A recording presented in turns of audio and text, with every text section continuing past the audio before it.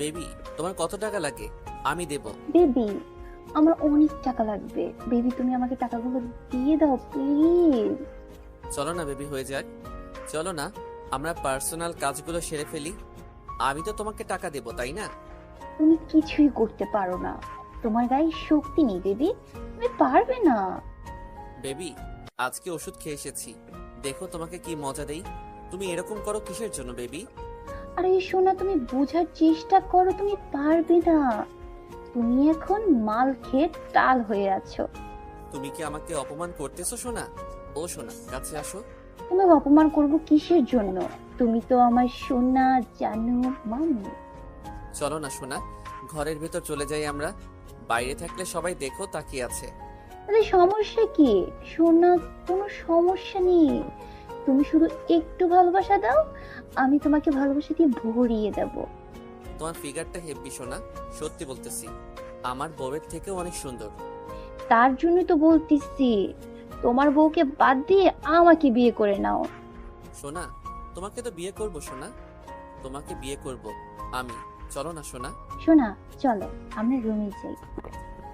আশিক কথা বলা শেষ করে নীলাকে কোলে তুলে নিয়ে রুমের দিকে যেতে লাগলো।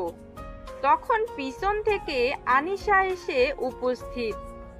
আনিশা তার স্বামীর এই অবস্থা দেখে নিজের চোখকে বিশ্বাস করতে পারছে না। সে কল্পনা করতে পারছে না যে মানুষটা এত জঘন্য।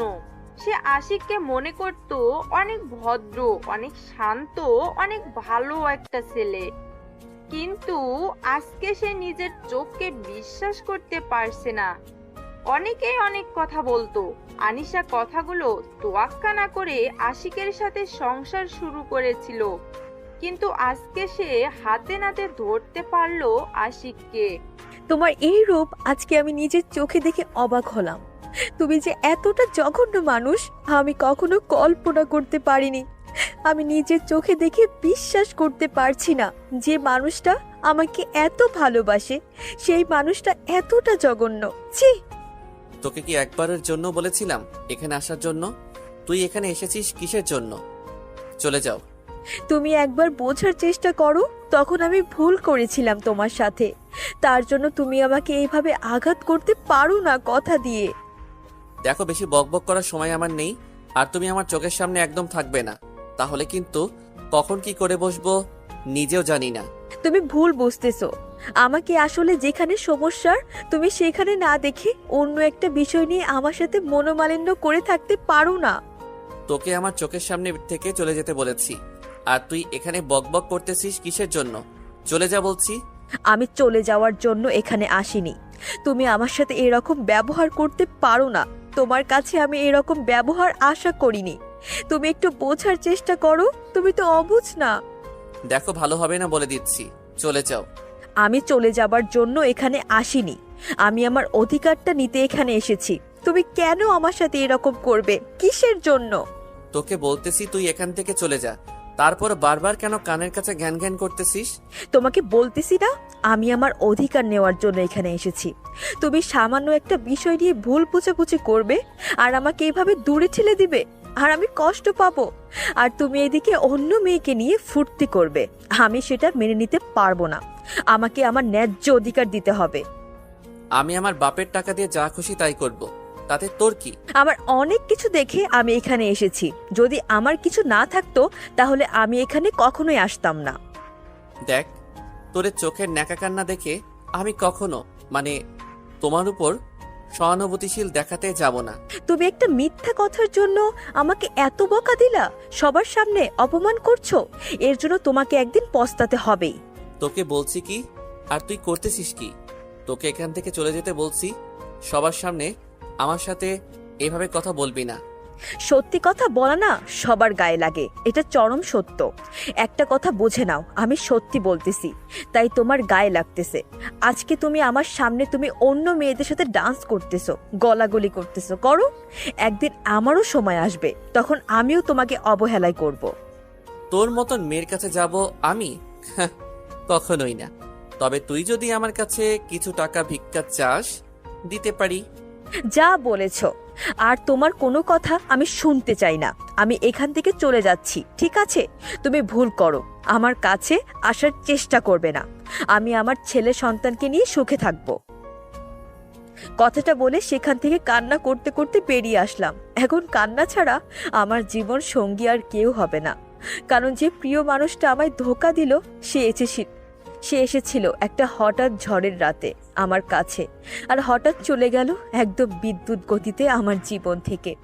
আমি কখনো কল্পনা করিনি সে আমাকে ছেড়ে চলে যাবে। আমাকে এতটা ভালোবেসেছিল, কিন্তু হঠাৎ হঠাৎ করে তার কি হয়ে গেল আমি বুঝতে পারলাম না। আমি তাকে সুখ দিতে পারলাম না, নাকি সে আমার কাছ থেকে সুখ নিতে পারলো না।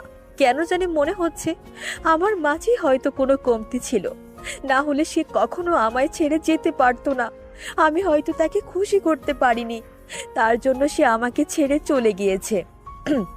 কিন্তু এরকমটা কিছুই নয়। আমি তাকে ঠিক খুশিতেই রেখেছিলাম, ঠিক সুখে শান্তি দিয়ে রেখেছিলাম। কিন্তু তার ছিল মেয়ের নেশা। একটা মেয়ে দিয়ে তার কখনো চলবে না। যে ছেলেটা মেয়ের নেশা করে সেই ছেলেটা কখনো একটা বউকে ভালোবাসা দিয়ে আগলে রাখতে পারে না। হয়তো আজকে আমি তার কাছে আকুতি মিনতি করলাম, কিন্তু সবার সামনে অপমানিত হয়ে আমাকে বের করে দিল। কিন্তু একদিন সময় আসবে, সে আমার কাছে ফিরে আসবে, কিন্তু আমি তাকে আমার কাছে গ্রহণ করব না। যে ছেলে আছে আমি তাকে নিয়ে আমার ভবিষ্যৎ গড়ে তুলব। ভাবছেন আমাদের বিয়ের হওয়ার অনেক দিন হইল, তাই না? আসলে সেই রকম কিছুই না। আসলে আমার প্রেগন্যান্সি টেস্ট করিয়েছিলাম, তখন ডাক্তাররা বলেছিল আমি প্রেগনেন্ট। আর মনের খুব ইচ্ছে ছিল যে প্রথম সন্তানটা ছেলে হবে, তার জন্য আমি বলেছি ছেলে হবেই। আমার একটা আত্মবিশ্বাস আছে, তার জন্যই বলেছি যে আমার ছেলেকে নিয়ে আমি সুখে থাকব। কিন্তু সেই সুখটা তো আমার কপালে সইল না। যেখানে স্বামী থাকবে না সেখানে কিভাবে আমি থাকব বুঝতে পারছি না। তোকে আমি বলেছিলাম না তুই আমার ছেলের কাছে যাবি না? আর তুই 2 টাকার মেয়ে হয়ে এত বড় হওয়ার স্বপ্ন কিভাবে দেখতে পারিস? ভেবেছিলি যে আমার ছেলেকে পটিয়ে নিবি আর সম্পত্তির মালিক হয়ে যাবি, তাই না? দেখেন আম্মু, সেরকম কিছু ছিল না। আমি শুধু আমার ভালোবাসার মানুষটাকে চেয়েছিলাম। আমি কখনো কোনো সম্পত্তির দিকে তাকাইনি। আমি ভালো করেই জানি কে কিরকম। তোর মুখ দেখলেই বোঝা যায় তুই সম্পত্তির লোভে আমার ছেলেকে বিয়ে করেছিস ফাঁদে ফেলে। আম্মু, আপনি আমাকে ভুল বুঝছেন। প্লিজ আমাকে এই মিথ্যা অপবাদটা দিবেন না। আপনার সন্তান আমাকে আজ দূর করে দিচ্ছে, আর আপনিও আমাকে এইভাবে বলছেন। যাই হোক, আমার ছেলের তাহলে বুদ্ধি ফিরে এসেছে। তাকে কত করে বলেছিলাম যে তোর মতো একটা মেয়েকে কেন সে বাসায় রেখেছে, শেষ পর্যন্ত আপদ বিদায় করে দিয়েছে। আম্মু দেখেন, আমিও তো আপনার একটা মেয়ের মতো, তাই না? যদি আপনার ছেলে না হয় মেয়ে হতো, তাহলে তো সে আর আজকে আমার মতোই হইতো, তাই না? সে তো গরিব ঘরে জন্ম নিত না, সে তো আমার মেয়ে হতো, তাই না? বড় লোকের মেয়ে। আর সে তো দেখতে অনেক সুন্দর হতো, তোর মতো একটা কালসাপ হতো না। আম্মু, আপনি আমাকে এত পরিমাণে ঘৃণা করেন আমি কখনো বুঝতে পারিনি। আমি তো আপনার কোনো ক্ষতি করিনি। আপনি যখন যেটা বলেছেন আমি তো মাথা পেতে নিয়েছি, সেটাই। আপনার সব কাজ করে দিয়েছি, তারপর আপনার মনটা আমি পেলাম না। এখন আমি তোর মুখ দেখতে পাচ্ছি না। এখন ঘরের কাজ যেগুলো আছে সব কমপ্লিট কর। তারপর আমার কিছু কাপড় আছে, সেগুলো পরিষ্কার কর। তারপর ঘরগুলো ভালোভাবে পরিষ্কার কর। তারপর কি করবি? বাকি কাজগুলো করবি। আমি এখন ঘুমোতে যাচ্ছি। আনিসা আর কোনো কিছু বলতে পারলো না লজ্জায়। তার উপর তার স্বামী আজকে যে ব্যবহার করলো সবার সামনে, সে ভেবেছিল তার শাশুড়ি আম্মু তাকে হয়তো একটু সান্ত্বনা দিয়ে বাসায় থাকতে বলবে, কিন্তু তিনি যেটা বলে গেলেন তাতে তো বাসায় থাকা কোনোভাবেই সম্ভব না। তাকে তাহলে এখানেই তিলে তিলে মরতে হবে। তার পেটে সন্তান আসবে, তাকে কিছু করে খাওয়াতে পারবে না। আনিশা মনে মনে ভাবতে লাগলো, সে যদি এখন এখান থেকে গ্রামের বাসায় চলে যায় তাহলে তাকে নিয়ে তো সবাই হাসি ঠাট্টা করবে। এখান থেকে গ্রামের বাসায় যাওয়া যাবে না, কারণ গ্রামের মানুষকে সে বড় মুখ করে বলে এসেছে এখন সে বড় লোক বাড়ির বউ। গ্রামের মানুষরা বড় লোকদের সম্মান কি পরিমাণ করে সেটা বলার বাহিরে। এখন যদি আমি কোনো মতে গ্রামে যাই এবং গ্রামের মানুষ কোনো মতে জানতে পারে বিষয়টা, তাহলে আনিশার আব্বু আম্মুর মুখে চুনকালি লেগে যাবে। এটা কখনোই হতে পারে না। আনিশা তারপর শোরুমে গিয়ে তার প্রয়োজনীয় জিনিসপত্র নিয়ে বাসা থেকে বেরিয়ে পড়ল, কারণ এই সময় বাসায় কেউ নেই। তার শাশুড়ি আম্মা গেল ঘুরতে, আর তার স্বামী তো এখন পার্টি নিয়ে ব্যস্ত। আজকে আমি বাসা থেকে সেই মেয়েটাকে তাড়িয়ে দেওয়ার ব্যবস্থা করব। এই জঘন্য মেয়েটাকে আমি কখনোই আর সোসাইটিতে মেইনটেইন করতে পারবো না। গ্রামের খ্যাত মার্কা একটা মেয়ে। মেয়েটা হতে পারে গ্রামের, হতে পারে, কিন্তু তার মাঝে অনেক গুণ আছে যেটা তুমি উপলব্ধি করতে পারো না। আমার মুখের উপর কথা বলা বন্ধ করে নিজের মুখটা বন্ধ রাখো। আমি যেটা করতে চাই আমাকে সেটাই করতে দিবা। দেখো, এই মেয়েটা আমাদের ছেলেকে কন্ট্রোলে রাখতে পারবে, না হলে তুমি কখনোই আমাদের ছেলেকে কন্ট্রোলে আনতে পারবে না, কারণ মেয়েটার ধৈর্য আছে। আমি আমার ছেলের জন্য আধুনিক মেয়ে খুঁজে আনবো ঘরে। এইরকম বেদের মেয়ে জ্যোৎস্না দিয়ে কি করব আমি? আমার সোসাইটিতে খাপ খাওয়াতে পারবো না, তাই আমি আমার ছেলের জন্য একটা আধুনিক বউ লাগবে।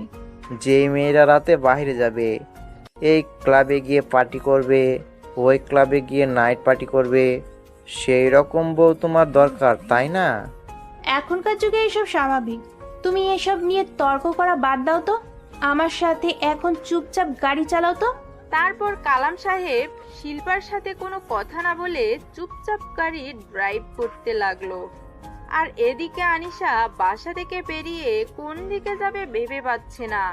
তার উপর শুধু একটাই উদ্দেশ্য, সে যে কোনো প্রকারে এই জলসাখানা থেকে বেরিয়ে যেতে চায়।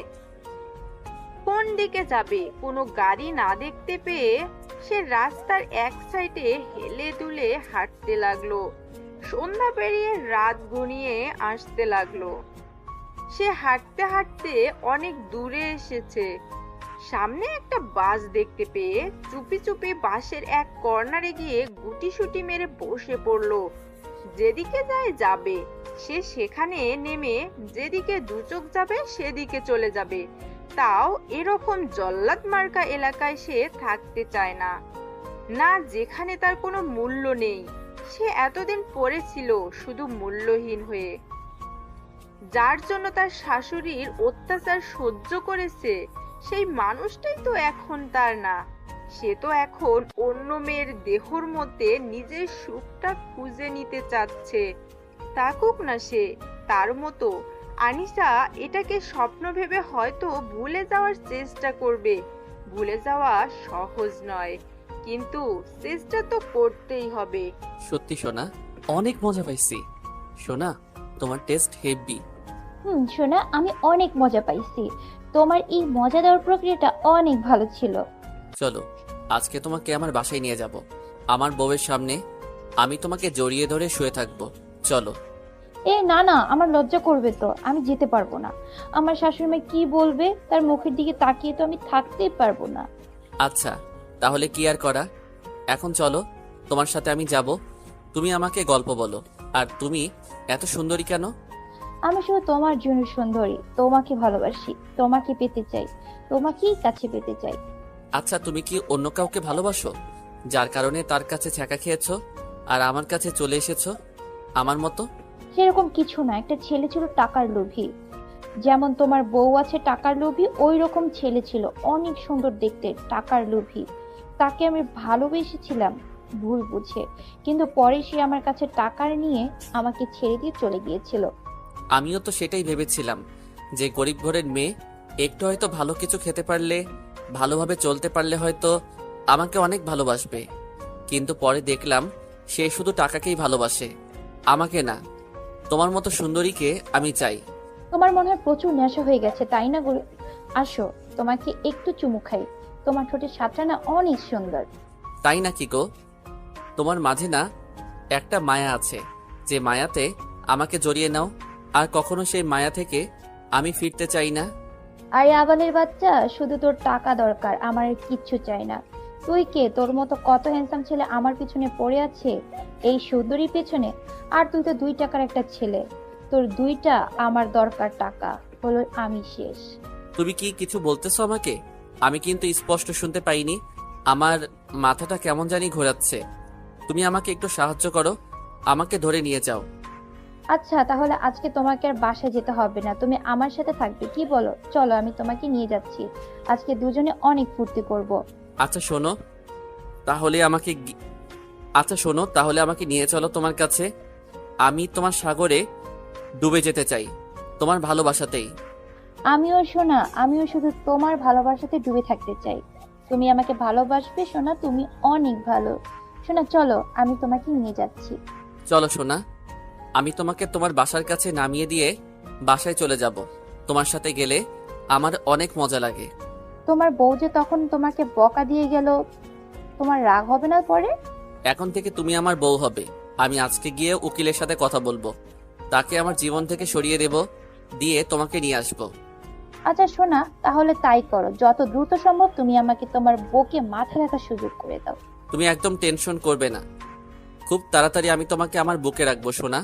তোমাকে ছাড়া আমি থাকতে পারবো না। সোনা আমার, তোমাকে এতগুলো ভালোবাসা। চলো এখন তুমি আমাকে নামিয়ে দিয়ে বাসায় চলে যাবে, অনেক রাত হয়ে আসলো যে। আচ্ছা চলো, আর এখানে থাকা যাবে না, রাত হয়ে এসেছে, আবার বাসায় যেতে হবে। চলো। চলো তোমার সাথে আজকে গল্প করতে করতে বাসায় যাব, চলো। শোনো আজকে সারা রাত তোমার বুকে মাথা রেখে আমি শুয়ে থাকবো, তোমার সাথে আমার বাসায় থাকবে তুমি। তুমি আর কয়েকটা দিন ধৈর্য ধরো, আমি তোমাকে একদম পার্মানেন্টলি আমার বুকে নিয়ে আসার চেষ্টা করব। তুমি কি আমাকে ধোকা দেবে না তো? তুমি বলতেছো চেষ্টা করবে, তুমি কখন আমাকে তোমার উপর অধিকার খাটাতে, মানে স্বাক্ষর করাতে? কি আবল তাবল কথা বলতেছো? চলো না, এখন বেশি কথা বলতে পারবো না, তাহলে নেশাটা ধরে আসবে, তখন বাসা পর্যন্ত পৌঁছাতে পারবো না। চলো। এটা আমি কোথায় চলে আসলাম? এখন কি হবে? গাড়িতে তো নামতে দিচ্ছে না, ব্যাপার কি? কোথায় নিয়ে যাচ্ছে কোনো কিছু বুঝতে পারছি না। হঠাৎ করে তো উঠে পড়লাম, কিন্তু এখন আমাকে কোথায় নিয়ে যাচ্ছে আমি তো নিজেও বুঝতে পারছি না। গাড়িটা মনে হয় প্রায় ৬-৭ ঘন্টা থেকে চলছে, একবারের জন্য দাঁড় করালো না। বুঝলাম না আমাকে কোথায় নিয়ে যাওয়া হচ্ছে, বা আমি কোন জায়গায় গাড়িতে উঠে পড়লাম বুঝতে পারছি না। নিজের ভিতরের কষ্টগুলো বারবার লাফিয়ে উঠছে, কিন্তু অনেক কষ্টে কষ্টগুলো চেপে রেখেছি। আজকের মতো কষ্ট জীবনে কখনো হয়নি, কখনো কল্পনা করতে পারিনি যে আমি এত বড় লোকের একজন বউ হব, আর এভাবে আমি ধোঁকা খাবো।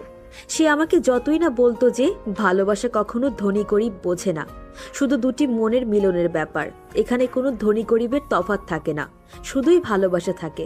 কিন্তু আজকে আমি যখন তাকে দেখলাম, তার চোখে মুখে আমার জন্য ভালোবাসা দেখতে পেলাম না। আমি কি এত তাড়াতাড়ি তার কাছে এতটা বিরক্তির কারণ হয়ে গেলাম যে তার কাছে আমি আমার ভালোবাসাটা পর্যন্ত পেলাম না, শুধু অবহেলাই পেয়ে গেলাম? কেন কেন তাহলে আমাকে তুমি বিয়ে করলে? কেন তাহলে আমার জীবনটা নিয়ে ছিনিমিনি করলেন আপনি? কেন? আমি তো আপনার জীবনে আসিনি, আপনি আমার জীবনে এসেছিলেন, আমি বাধা করেছিলাম, তারপরও এসেছিলেন, কিন্তু তার প্রতিদান আজকে আমাকে এই কঠিন সময় পার করতে হচ্ছে। আমি কখনো কল্পনা করতে পারিনি। হঠাৎ করেই বাসের একজন লোক বলে উঠল, ওস্তাদ গাড়িটা দাঁড় করেন। তার কিছুক্ষণ পর এই গাড়িটা দাঁড় করানো হলো, আর একটা জায়গায় নাম বলা হলো। সেই জায়গার মানুষগুলো নেমে যাচ্ছে, থেকে থেকে কয়েকজন নেমে গেল ৫-৬ জন। একবার ভাবলাম যে এখনই নেমে যাব, কিন্তু জানালা দিয়ে উকি দিয়ে দেখলাম যে এখনো রাতের রেশ কাটেনি, ভোরের আলো এখনো স্পষ্ট হয়নি। আমি এইরকম একটা মেয়ে মানুষ, এখনো ভোরের আলো স্পষ্ট হয়নি, যদি বাইরে যাই আবার যদি কোনো দুর্ঘটনা ঘটে আমার সাথে। এমনিতেই নিজের ভিতরে আর কোনো কিছুর বেঁচে থাকার নেই, বেঁচে থাকার ইচ্ছা পর্যন্ত আর নেই, কিন্তু কি করব? পেটের ভিতরে যে একটা কোমল প্রাণ বেড়ে উঠেছে, তার জন্য আমাকে এই পৃথিবীতে বেঁচে থাকতে হবে। কিন্তু এখন নামা যাবে না, ভোরের আলোটা যেখানে স্পষ্ট দেখা যাবে সেখানে নেমে যাব। মোবাইলের স্ক্রিনে তাকিয়ে দেখি মোবাইলের স্ক্রিনে তাকিয়ে দেখি 4:30 বাজে, তার মানে আলোর প্রকট হতে আরও 30 মিনিট বাকি। 5টার পরপরই ভোরের আলোর প্রকট হবে, আর সেখানে নেমে যেদিকে দুচোখ যায় সেদিকে চলে যাব। কিন্তু আমার মনে হচ্ছে আমি একদম গ্রাম অঞ্চলে চলে এসেছি। এখন আমাকে এখানে এসে জীবিকা নির্বাহ করতে হবে যে কোনো প্রকারে। কিন্তু আমি তো এই এলাকার কিছু চিনি না, কোন দিকে যাব বা কোন দিকে গেলে কি সাহায্য পাবো বুঝতে পারছি না। নামতে আগে হবে, তারপরে বাকিটা দেখা যাবে। তারপর কিছুক্ষণ পর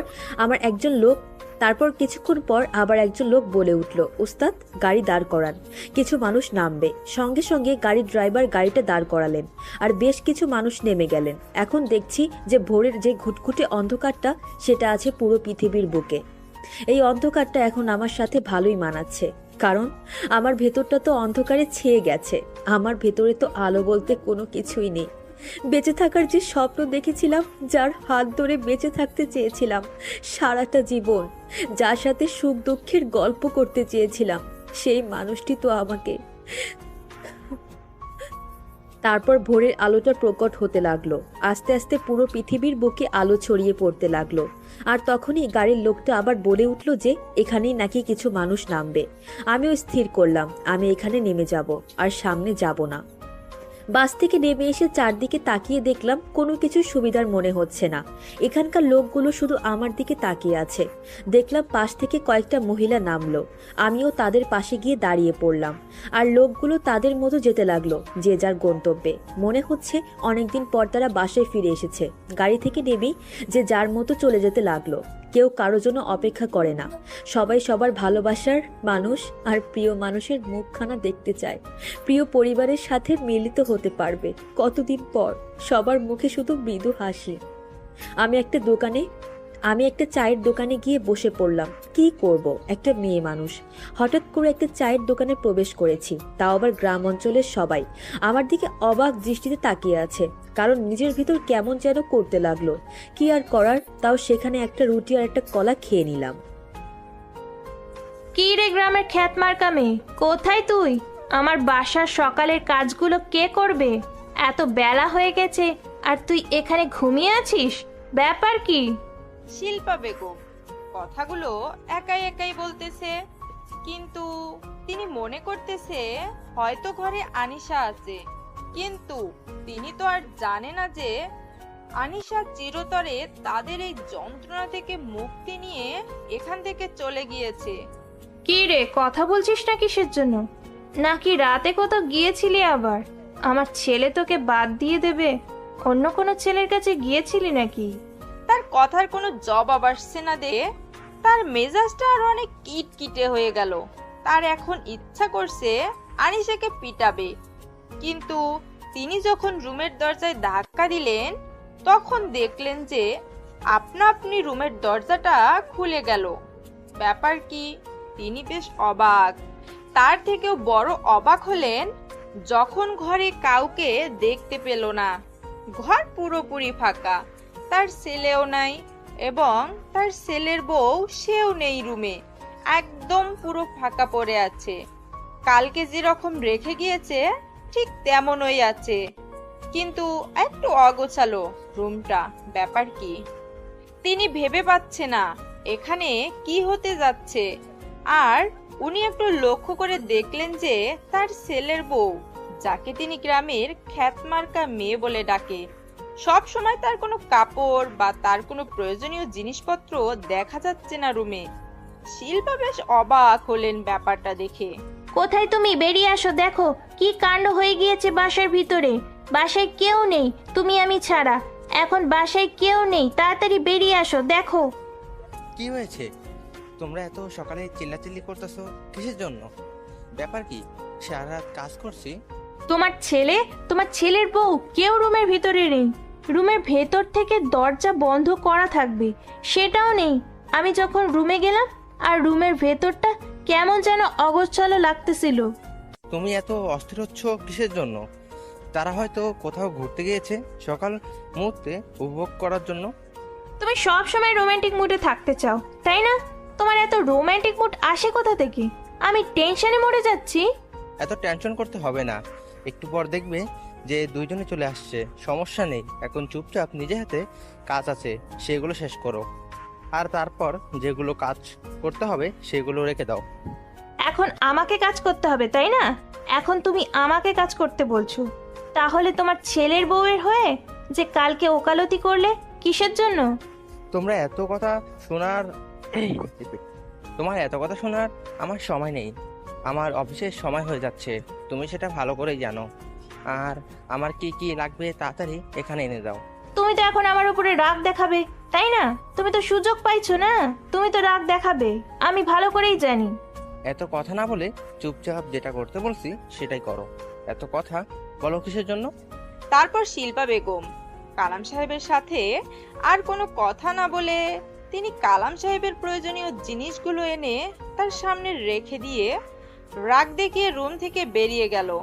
কালাম সাহেব তার স্ত্রীর রাগ দেখে মৃদু হাসলেন, তার স্ত্রীর রাগ আরো বাড়িয়ে দিলেন। শিল্পা বেগম কালাম সাহেবের মুখে মৃদু হাসি দেখে রাগে পুরে জ্বলতে লাগলো, কিন্তু কালাম সাহেবকে কিছুই বলতে পারছে না। মনে মনে স্থির করে রাখলো, যদি আজকে সে কালসাপিনী বাসায় আসে তাকে যে কি করবে। আর তার ছেলের এত রোমান্টিক মুড যে তার বউকে সকাল সকাল উধাও করে নিয়ে যেতে হবে বাসা থেকে। শিল্পা বেগম মনে মনে স্থির করলো, আজকে বাসায় আসলে দুজনকেই গণহারে পিটাবে। সে তার এত সাহস কিভাবে?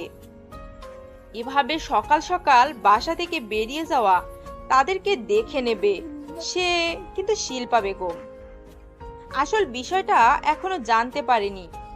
যখন তার ছেলে বাসায় ফিরে আসবে তখন বুঝতে পারবে আসল বিষয়টা, আর তখন যে কি হবে বুঝতে পারতেছে না। একটা ধামাকা অধ্যায় শুরু হতে যাচ্ছে এই বাসায়, যেটা আগে কখনো দেখেনি। শোনা, এভাবে শুয়ে থাকতে হবে না, উঠো আর আমাকে ছেড়ে দাও। কিভাবে জড়িয়ে ধরে আছো? আমার লজ্জা লাগতেছে এখন।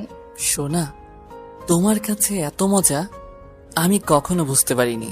চলো সোনা, আজকে তোমাকে বিয়ে করে সোজা বাসায় নিয়ে যাব, তারপর তাকে ডিভোর্স দিব। কি বলো? না, আমি সেটা করতে পারবো না। আগে তোমার সম্পত্তির কিছু অংশ আমাকে লিখে দিতে হবে, না হলে তো আমি তোমাকে কিভাবে বিশ্বাস করতে পারি বলো? আরে সোনা, এত টেনশন করো কিসের জন্য? আমি আছি তো। চলো, উকিলের কাছে আমি তোমাকে আমার সম্পত্তির কিছু অংশ লিখে দিচ্ছি।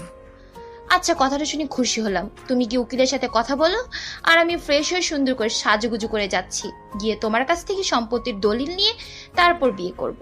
আচ্ছা, তাহলে তুমি রেডি থেকো, আমি তোমাকে ফোন করলে তুমি চলে আসবে। কথাটা বলে আশিক সেখান থেকে বেরিয়ে সোজা কাজী অফিসে, আর তার উকিলকে ফোন করে সেই কাজী অফিসে আসতে বলল। তার মাথায় এখন শুধুই নীলা নামের সেই মেয়েটা ঘুরপাক খাচ্ছে। তার যে একটা বউ আছে সেই কথা ভুলেই গিয়েছে। মানুষের যখন অতিরিক্ত টাকা হয় তখন যেটা হয় আর কি, সেটাই হচ্ছে এখন আশিকের ক্ষেত্রে। এক বাপের এক বেটা, ভাই বোন কেউ নেই। যখন যেটা ইচ্ছা, যখন যেটা খুশি সেটাই করে। আর এখন একটা মেয়ের জীবন নিয়ে ছিনিমিনি খেলতেছে। আর যে মেয়েটার পাল্লায় এখন সে পড়েছে সে তো আশিককে ধ্বংস করবে, এটা তার লক্ষ্য। আশিক বেকুবের মতো কাজ করতেছে, সে বুঝতেছে না সে কি করতে যাচ্ছে। তার মনে এখন যত জ্বালা, কারণ সে এখন মেয়ের নেশায় পড়ে গিয়েছে। একটা মানুষ কখন এতটা নষ্ট হয়ে যায় জানেন? যখন তার অতিরিক্ত টাকা হয়ে যায়। সে হয়তো জানে না মেয়ে মানুষ একটা সফল মানুষকে পতনের দিকে নিয়ে আসতে বেশি দিন সময় নেয় না, কারণ তারা মেয়ে জাতি। এই যে ভাইয়া, শুনছেন? আমি এই এলাকায় নতুন, আমাকে কি এখানে একটু জায়গা দেখে দিতে পারবেন? আচ্ছা আপু, বলেন কোথায় যাবেন, আমি আপনাকে সেখানে রেখে আসবো। আসলে ভাইয়া, আমি শহর থেকে এসেছি এখানে কাজের সন্ধানে, কারণ আমার শহরে কিছু পার্সোনাল সমস্যা, ফ্যামিলিগত সমস্যার কারণে আমি সব ছেড়ে এসেছি।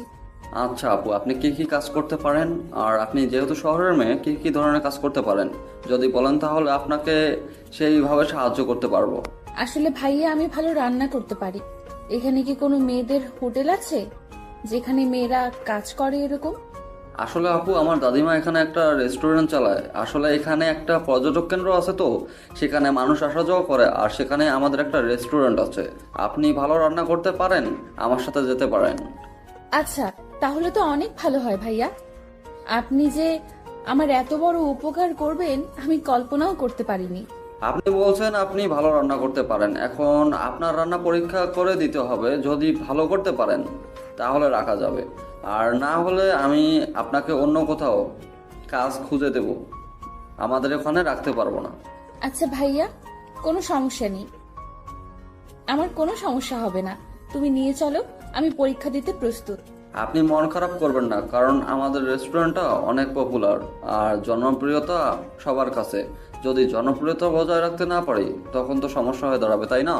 আমি বুঝতে পেরেছি ভাইয়া, আমাকে বোঝাতে হবে না। আপনি আমাকে নিয়ে চলেন, আমি পরীক্ষা দিব। যদি পরীক্ষায় উত্তীর্ণ হই তাহলে আমাকে রাখবেন। আচ্ছা আপু, তাহলে আপনি আমার সাথে চলেন, আমি আপনাকে নিয়ে যাচ্ছি। তারপর আনিশা সেই ছেলেটার সাথে যেতে লাগলো। বেশিক্ষণ হাঁটতে হলো না, অল্প কিছুক্ষণ পরেই তাদের সেই রেস্টুরেন্টটা দেখা যাচ্ছিল। ছেলেটা হাত দিয়ে ইশারা করে আনিশাকে দেখিয়ে দিল রেস্টুরেন্টটা। আনিশা দেখে বেশ অবাক হলো। এই গ্রাম অঞ্চলে এত বড় রেস্টুরেন্ট সে কল্পনাও করতে পারছে না। আসলে রেস্টুরেন্টটা দেখতে অনেক সুন্দর, আর ছেলেটাকে দেখে মনে হচ্ছে না ছেলেটা সেখানের মালিক। এমন সিম্পল ভাবে চলাফেরা করে। তারপর আনিশা ছেলেটার সাথে গল্প করতে করতে রেস্টুরেন্টের কাছে গিয়ে দেখে রেস্টুরেন্টে অনেক মানুষজন অপেক্ষা করতেছে তাদের রান্না খাওয়ার জন্য। আনিশা এত মানুষকে দেখে প্রথমে ভেঙে পড়লো, কারণ সে যদি ভালো মতো রান্না করতে না পারে তাহলে সে এখানে থাকতে পারবে না। তখন যে তার কি হবে ভেবে পাচ্ছে না। আনিশা নিজের মনের ভিতর আত্মবিশ্বাসটা জাগিয়ে তোলার চেষ্টা করতেছে। সে নিজেকে নিজেই বলতেছে, আনিশা তুই পারবি, তুই পারবি, তোকে পারতেই হবে। তারপর ছেলেটা আনিশাকে সঙ্গে করে নিয়ে রেস্টুরেন্টের ভিতর প্রবেশ করে। যেখানে খাবার তৈরি করা হয় সেখানে নিয়ে আসলো, রান্নাঘরে নিয়ে আসলো, আর সেখানে তার দাদিমাকে দেখলো আনিশা। তারা নিজেরাই রেস্টুরেন্টটা চালায়, কোনো কাজের লোক রাখে না। কিন্তু আনিশাকে নিয়ে আসার কারণ হচ্ছে যে আনিশা শহরের মেয়ে, আর সে নাকি ভালো রান্না করতে পারে, আর এখানে ভালো রান্নার অনেক ডিমান্ড। তার কারণে ছেলেটা আনিশাকে পরীক্ষা করার জন্য এখানে নিয়ে আসলো। যদি আনিশা ভালো পারফরমেন্স করতে পারে তাহলে তাকে রেখে দিবে, আর সামান্য কিছু মাইনে দিয়েই রেখে দিবে এখানে, আর তার খাওয়া দাওয়ার জন্য সবকিছু তারা দেবে, আর তার দাদিমার সাথে থাকবে মেয়েটা। তার জন্য ছেলেটা তাকে নিয়ে আসলো, না হলে কখনোই আনিশাকে এখানে আনতো না ছেলেটা। এখানে সবকিছু রেডি করা আছে, দেখে শুনে সুন্দর করে এই মাংসটা রান্না করেন। আর এগুলো আমাদের খাওয়ার জন্য সবার, তাই ভালো করে রান্না করবেন, আর এর উপর আপনার মার্কস দেওয়া হবে। দোয়া করবেন যাতে করে ভালো কিছু করতে পারি। আর আমার আত্মবিশ্বাস আছে আমি ভালো রান্না করতে পারি, আর এখানেও ভালো কিছুই করে দেখাবো। জি আপু, একদম দোয়া করলাম মন থেকে। আমিও চাচ্ছি, আপনি যেহেতু শহর থেকে এসেছেন আর আপনাকে দেখে মনে হচ্ছে অনেকটা অসহায়, আপনার মুখ দেখে বুঝতে পারতেছি, কারণ নিয়ে আসলাম। তাহলে কখনো নিয়ে আসতাম না, না কারণ আমার দাদিমা যেটা রান্না করে সেটা অনেক সুস্বাদু হয়। আমি বুঝতে পেরেছি ভাইয়া তোমার কথা। আমি আমার সর্বোচ্চ দিয়ে চেষ্টা করব রান্নাগুলো ভালো করার জন্য। তুমি শুধু আমার জন্য দোয়া করো যাতে করে আমি এখানেই থাকতে পারি। আচ্ছা তাহলে রান্না করেন, আর যদি কিছু লাগে তাহলে আমাকে বলতে পারেন, আমি নিয়ে এসে দিচ্ছি। পরে আবার সমস্যার কথা বলতে পারবেন না, এখন সবকিছু দেখে নেন। আমি তো সবকিছু দেখতে পারতেছি। আমি যেগুলো দিয়ে রান্না করতে পারবো সেগুলো সব কিছু এখানে আছে, কোনো সমস্যা হবে না। আমি সুন্দর করে রান্না করে দিচ্ছি, তারপর পরীক্ষা নিয়ে টেস্ট করে বলিয়েন, সমস্যা নাই। এই নাও তোমার ভাগের সম্পত্তির দলিল, এখন চলো বিয়ে করব, বিয়ে করব। এখন চলো বিয়ে করব, বিয়ে করব। কিসের বিয়ের আগে তুমি সবকিছু আমাকে ঠিকঠাক করে দাও।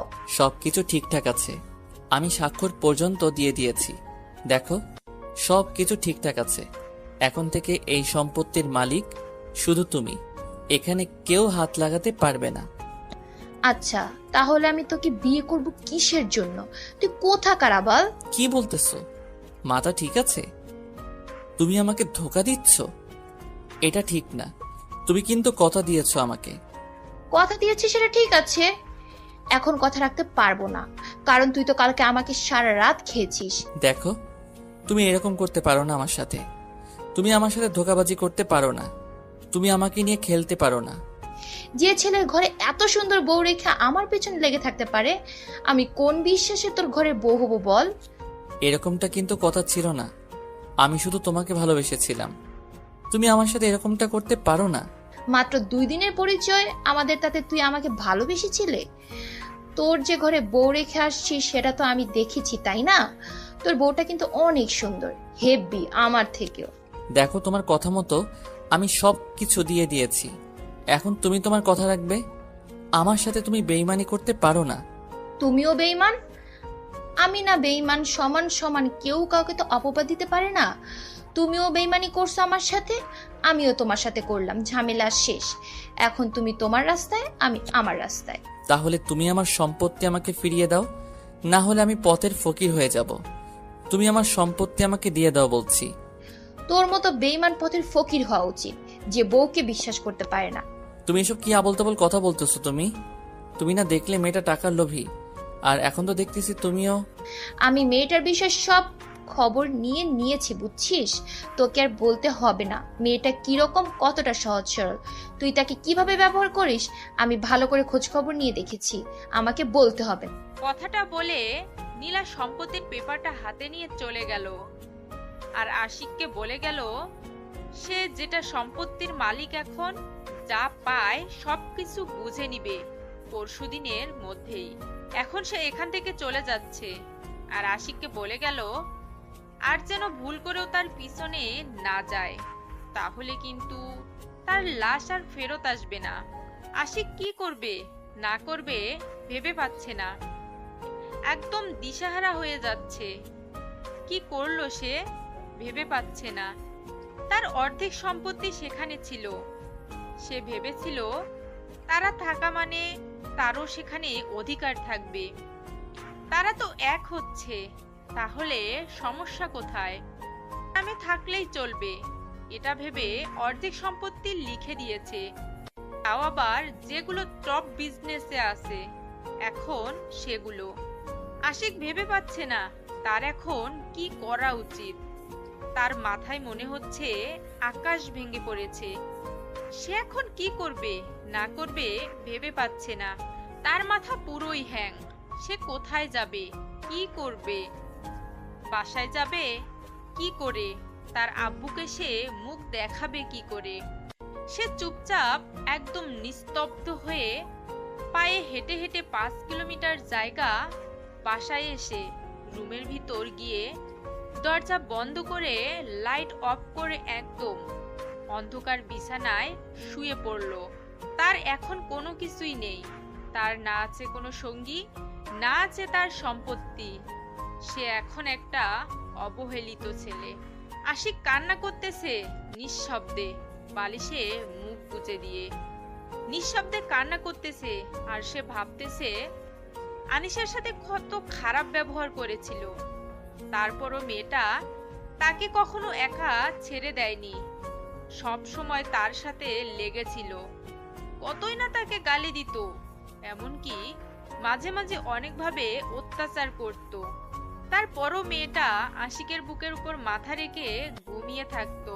এখন আশিকের আনিশার কথা খুব মনে পড়তেছে, কিন্তু আনিশা এখন অনেক দূরে।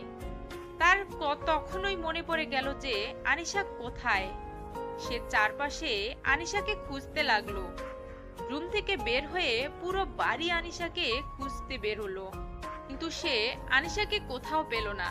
তার আম্মুর কাছে গেল। সে তার আম্মুকে গিয়ে যখন জিজ্ঞেস করবে যে আনিশা কোথায়, কিন্তু তার আগে আশিকের আম্মু মানে শিল্পা বেগম আশিককে আনিশার কথা জিজ্ঞেস করলো। আশিক থতমত খেয়ে গেল। কি উত্তর দিবে এখন? তার আম্মুকে ভেবে পাচ্ছে না। কি রে, তুই একা বাসায় ফিরে এসেছিস যে? তোর বউ কই? একটু বাইরে গেছে, একটু পরে চলে আসবে। আমি একটু বিশ্রাম করি, ক্লান্ত লাগতেছে। এসব কি কথা বলছিস তুই? আমার হাতের কাজগুলো কে করে দেবে? তাহলে তুই করে দে। আচ্ছা আম্মু, তুমি মেয়েটাকে এত কষ্ট দাও কিসের জন্য বুঝছি না। আজকে আবার তোর কি হলো যে মেয়েটার জন্য তোর এত মায়া লাগতেছে? ব্যাপার কি? তাকে তো ভালো মতো খাইতে দাও না, ভালো মতো পড়তে দাও না, তারপরও তোমাকে যেটা সম্মান করে সেটা তো বলার বাহিরে, আর তারপরও তুমি তাকে যেটা অত্যাচার করো।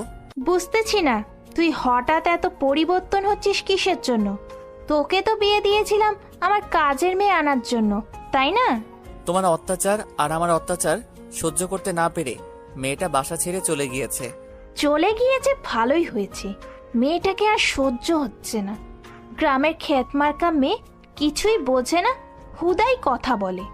তুমি ঠিক বলছো, গ্রামের খ্যাতমার্কা মেয়ে কিছুই বোঝে না, সব কথা সহ্য করে, তারপরও সবকিছু করে দেয়। আজকে তোর কি হয়েছে বুঝতেছি না তো। হঠাৎ করে তুই মেয়েটার পক্ষপাতিত্ব করছিস কিসের জন্য? তোর বাপের মতো। কই কিছু না তো, আমি রুমে যাচ্ছি, আর ডিস্টার্ব করবে না আমাকে, এখন ভালো লাগতেছে না। বিকেলে রেডি থাকিস, মেয়ে দেখতে যাব। আমার একটা বান্ধবীর মডার্ন মেয়ে আছে, তার সাথে তোর বিয়ে দেব। কারণ খ্যাতমার্কা মেয়েকে দেখলাম কি রকম করে, এবার মডার্ন মেয়ের সাথেই তোর বিয়ে দেব। আমি বিয়ে করতেছি না, আমি তো এখন বিবাহিত ছেলে, তাই না? আর আমার বউকে তো ডিভোর্স দেইনি যে অন্য একটা মেয়েকে বিয়ে করে আনবো। তোর মাথা ঠিক আছে? কি আবল তাবল কথাবার্তা বলতেছিস বুঝতেছি না তো। হঠাৎ করে তোর এত পরিবর্তন কিসের জন্য শুনি? তোমার মাথা ঠিক নেই, যার জন্য তুমি এসব আবল তাবল কথা বলতেছো। আমি কালকে একখানে যাব, আর তারপর ফিরে আসব, তারপর তোমাকে বলবো কি করব না করব। তুই আমার কথার অবাধ্য হতে পারিস না, তাহলে কিন্তু ভালো হবে না বলে দিলাম। আমি ভালো করে জানি আমার জীবনে কখনো ভালো হবে না, তোমাকে বলতে হবে না সেটা। আর তুমি যে আমার কি ক্ষতি করবে সেটা বোঝা হয়ে গেছে আমার। তুই জানিস তুই কার সাথে তর্ক করছিস? এত এত বড় স্পর্ধা যে আমার সাথে এত তর্ক করিস? হ্যাঁ, আমি জানি আমি কার সাথে তর্ক করতেছি। আমি একজন অত্যাচারীর সাথে কথা বলতেছি এখন, যে আমাকে ব্যবহার করে একটা মানুষের জীবনকে নষ্ট করে দেয়। কথাটা বলে আশিক সেখান থেকে চলে গেল। আর তার আম্মু মানে শিল্পা বেগম সেখানে স্থির হয়ে দাঁড়িয়ে রইল। তার ছেলের বলা কথাগুলো তার কানে প্রতিধ্বনিত হচ্ছে। শিল্পা বেগম কখনো কল্পনাও করতে পারেনি যে মাহিন তার সাথে এইভাবে আচরণ করবে। আশিক চোখের পানি ফেলতে ফেলতে রুমের ভিতর চলে আসলো। ভিতর থেকে রুমের দরজাটা বন্ধ করে দিয়ে আবার বিছানায় শুয়ে কান্নায় ভেঙে পড়ল। সে ভালো করে বুঝতে পারছে তার মা তাকে নিয়ে কতটা বাজে কাজ করেছে। গ্রামের একটা সহজ সরল মেয়েকে কিভাবে জ্বালিয়ে পুড়িয়ে হাহাকার করে দিয়েছে তার মা, সে এখন হাড়ে হাড়ে বুঝতে পারছে। ভাইয়া, খাবারগুলো পরীক্ষা করে দেখবেন। দাদিমা, আপনি একটু খাবারগুলো মুখে নিয়ে পরীক্ষা করেন, তারপর আমাকে রেজাল্ট দিবেন আমি এখানে থাকতে পারবো কিনা। আমরা তো আর এখানে পরীক্ষা করব না, আমরা সবাই একখানে বসে খাবো, তারপর তোমাকে রেজাল্ট দেওয়া হবে। আরো কিছু মানুষ আসবে তারপর। আচ্ছা ভাইয়া, আমাকে কিছু প্রশ্নের উত্তর দিবেন, যদি আপনার বিরক্ত না লাগে বা যদি ব্যস্ত না থাকেন। এখন তো কাস্টমার চাপ কম, দুপুরের সময়, তাই কাস্টমার চাপ কম, তার জন্য আমি এখন ব্যস্ত না, ফিরে আছি, বলতে পারেন। আসলে ঢাকা থেকে কোন সাইডে এই জায়গা, আর ঢাকা থেকে কত কিলোমিটার দূরে এই জায়গাটা অবস্থিত, আর এই জায়গাটার নাম কি, জেলার নাম কি, বিভাগের নাম কি? আপনি কিছু জানেন না, তাহলে এখানে এসেছেন কিভাবে? আপনার কোনো পরিচিত মানুষ নেই এখানে? একটা মানুষ যখন সবকিছু ছেড়ে দিয়ে নিঃস্ব হয়ে সবকিছু ছেড়ে দিয়ে একা একা পথ চলা শুরু করে দেয়, জানো তুমি? হয়তো আমি কিছু বুঝতে পারবো না, কিন্তু আপনাকে দেখে মনে হচ্ছে আপনার ভিতরে অনেক কষ্ট, যন্ত্রণা আপনি সহ্য করতে পারতেছেন না। কারণ আপনাকে আমি লক্ষ্য করেছি, আপনি যখন রান্না করতেছিলেন তখন অনেক কান্না করতেছিলেন। আচ্ছা, তাহলে এখন আমি একটু এখানে বসে থাকতে পারি? আপনার যখন খুশি তখন এগুলো পরীক্ষা করে আমাকে জানাবেন। আমাদের ভিতরে একটা বিশ্রাম করার মতো রুম আছে, আপনি সেখানে গিয়ে বিশ্রাম নেন, আমি আপনাকে পরে ডেকে নেব। ধন্যবাদ ভাইয়া, তাহলে আমাকে একটু রুমটা দেখিয়ে দেন। আমি কি একটু বিশ্রাম করব? আমার একটু ক্লান্ত লাগতেছে তো। আচ্ছা, আপনি কিছু নাস্তা করে নেন, তাহলে ক্লান্ত দূর হয়ে যাবে। না হলে এই অবস্থায় যদি শুয়ে থাকেন তাহলে আরো ক্লান্ত হয়ে যাবেন। থাক, লাগবে না, এখন কিছু খেতে ইচ্ছে করতেছে না, মাথা ঘুরতেছে, জার্নি করে এসেছি তো তাই। আপনাকে অনেক কষ্ট দিয়ে ফেলেছি, এত দূর জার্নি করে এসেছেন, তার উপর এতগুলো রান্না করলেন, হয়তো অনেক কষ্ট লাগতেছে আপনার। আমি এমন পরিস্থিতি থেকে বেরিয়ে এসেছি, এসব আমার কাছে কোনো কিছুই মনে হচ্ছে না। আপনার জীবনে এত কষ্ট আমি বুঝতে পারিনি, আপনাকে দেখে মনে হয় না আপনার ভিতরে এত চাপা কষ্ট আছে। তারপর আনিশা আর কোনো কথা বলে না, ছেলেটাকে ইশারা করে রুমটা দেখিয়ে দিতে বলল। ছেলেটা একটু হাতে ইশারা করে রুমটা দেখিয়ে দিল। আনিশা রুম থেকে ভিতরে চলে আসলো, এসে দেখে রুমটা অনেক পরিপাটি করে গোছানো। রুমের দরজাটা বন্ধ করে দিল, তারপর চুপচাপ বিছানার উপর শুয়ে পড়ল। আর তার তখন সবকিছু মনে পড়তে লাগলো আস্তে আস্তে। এই সময় যদি বাসায় থাকতো তাহলে আশিক তাকে এদিক থেকে এসে ডিস্টার্ব করতে, ওই দিক থেকে এসে ডিস্টার্ব করত, চুল ধরে টান দিত। সেই সময়গুলো আনিশা এখন খুব মিস করতেছে, তার খুব কষ্ট হচ্ছে সেই মুহূর্তগুলো উপভোগ করতে না পারার জন্য।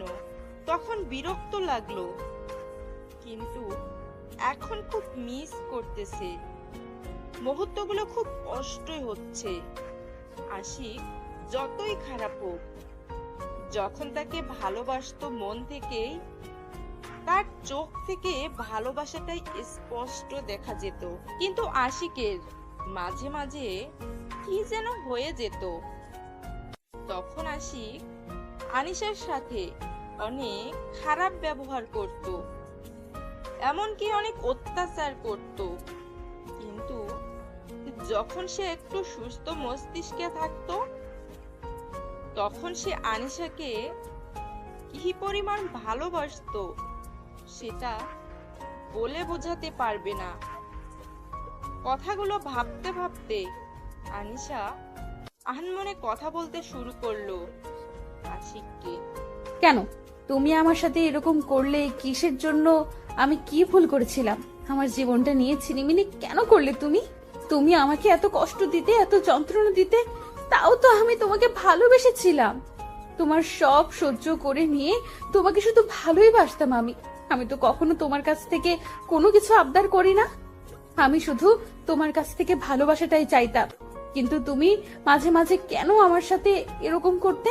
যখন তো তুমি ভালো থাকতে তখন আমাকে ভালোবাসায় ভরিয়ে দিতে।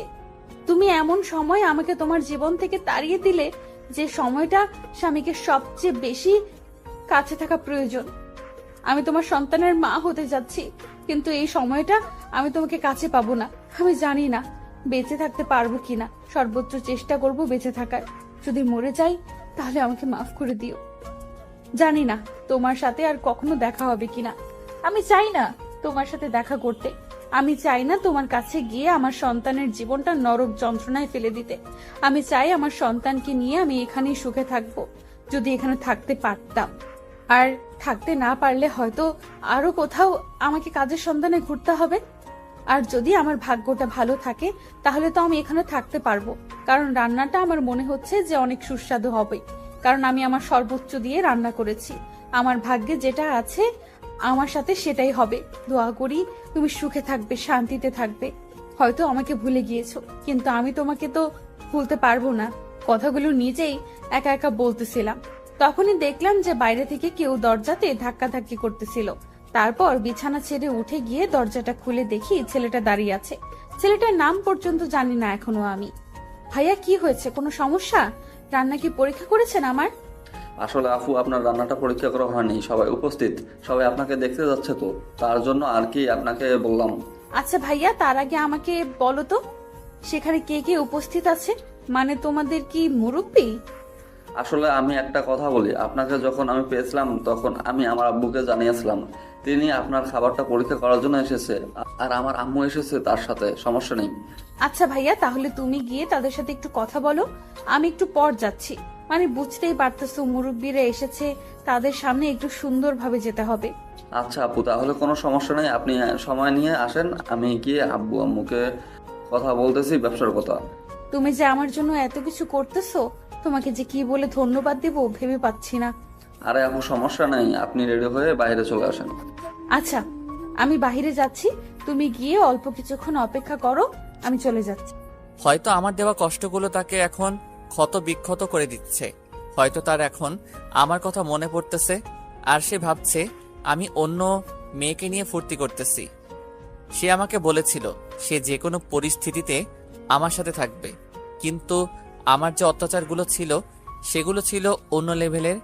আমি তাকে নিজের অজান্তেই ইচ্ছাকৃতভাবেই অত্যাচার করেছি। ভেবেছিলাম টাকা আছে, মেয়ের অভাব নেই, কিন্তু মেয়েরা যে এতভাবে ধোঁকা দিতে পারে আমি কখনো কল্পনা করতে পারিনি। আজকে যদি এই পরিস্থিতির শিকার না হতাম, আমি কখনো রিয়ালাইজ করতে পারতাম না। হয়তো তার ভালোবাসাটা এখন আমি অনুভব করতে পারবো তিলে তিলে, কারণ সে এখন চলে গিয়েছে। কারণ একটা মানুষ কখনো কোনো ভালোবাসা কাছে থাকলে সেই ভালোবাসার মূল্য দিতে পারে না। যখন সেই ভালোবাসার বস্তুটা বা ভালোবাসার মানুষটা দূরে চলে যায়, তখন বোঝা যায় সেই ভালোবাসার মূল্যটা কি, আর সেই ভালোবাসা ছাড়া থাকা যে কি কষ্টকর। জানি না এখন তুমি কোথায় আছো, কিন্তু যেখানেই থাকো ভালো থেকো, আর আমি তোমাকে খুব তাড়াতাড়ি খুঁজে বের করব। তুমি এই দেশের যে কোনো প্রান্তেই থাকো না কেন, আমি তোমাকে সেখান থেকে খুঁজে আনবো আমার আবার বুকে। তুমি যদি ভেবে থাকো আমি তোমার খোঁজ করব না, তাহলে সেটা ভুল ভাবতেছো। আমি তোমাকে খুঁজবো, কারণ আমি বুঝতে পেরেছি তুমি আমার কতটা জুড়ে আছো। ভালোবাসি প্রিয়, খুব ভালোবাসি। খুব তাড়াতাড়ি তোমাকে খুঁজে বের করব। তুমি কোথায় থাকো, কি করো, আমি কিচ্ছু জানি না, আমি শুধু তোমাকে চাই। আমি যে কোনো প্রকারে আমি তোমাকে চাই, তোমাকে ছাড়া আমি কখনোই বেঁচে থাকতে পারবো না। ভাইয়া, আমি এখানে একটা কাজের সন্ধানে এসেছিলাম। এখানে আমার একটা প্রজেক্টের কাজ চলতেছে। আমি এখানে ভালো হোটেল কোথায় পাবো থাকার মতো? আসলে ভাইয়া, আমি একটা হোটেলের মালিক, আর সেখানে আগে থাকার ব্যবস্থা ছিল না, এখন আমরা সেটাকে দোতলা করে উপরে থাকার ব্যবস্থা করছি। আপনি চাইলে আমার সাথে আসতে পারেন। তাহলে তো ভালোই হলো, আমাকে আর এত কষ্ট করতে হবে না। আচ্ছা ভাইয়া, তাহলে আপনি আমার সাথে আসতে পারেন, এখান থেকে 5 মিনিটের রাস্তা। তোমার ছেলে আমাকে এত পরিমাণ জ্বালাতন করছে, আর সহ্য হচ্ছে না, কিছু একটা করো তো। এটা কি ধরনের অসভ্যতামি? এরকম করতেছো কিসের জন্য? শান্ত হয়ে থাকো, আমি কাজ করতেছি, দেখতেছো না? আমি বাইরে যাবো, আমি ঘুরতে যাবো, আমাকে ঘুরতে নিয়ে যাবো না, তুমি পচাও। তোমাকে বলছি না কালকে বন্ধ থাকবে, তখন সবাই মিলে ঘুরতে যাব। আর সবাই তোমাকে এই কথা বলে নাই? আমি এখন যাব, আমাকে এক্ষুনি নিয়ে যেতে হবে, না হলে কিন্তু কান্না করবো।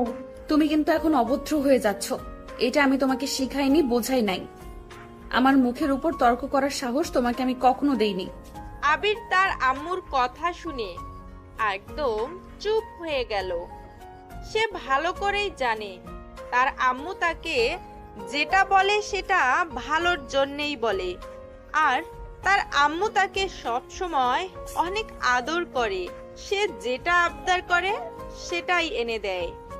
তাই আবির চুপ হয়ে গেল। ভদ্রতার সহিত চুপচাপ আবার দাদিমার কোলে চলে গেল। আনিশা নিশ্চিন্তেই আবার কাজে মনোযোগ দিল, কারণ তার এখন আর কোনো টেনশন হবে না। তার ছেলে যখন একবার কথা শুনেছে, সারাদিন সেই কথা পালন করবে।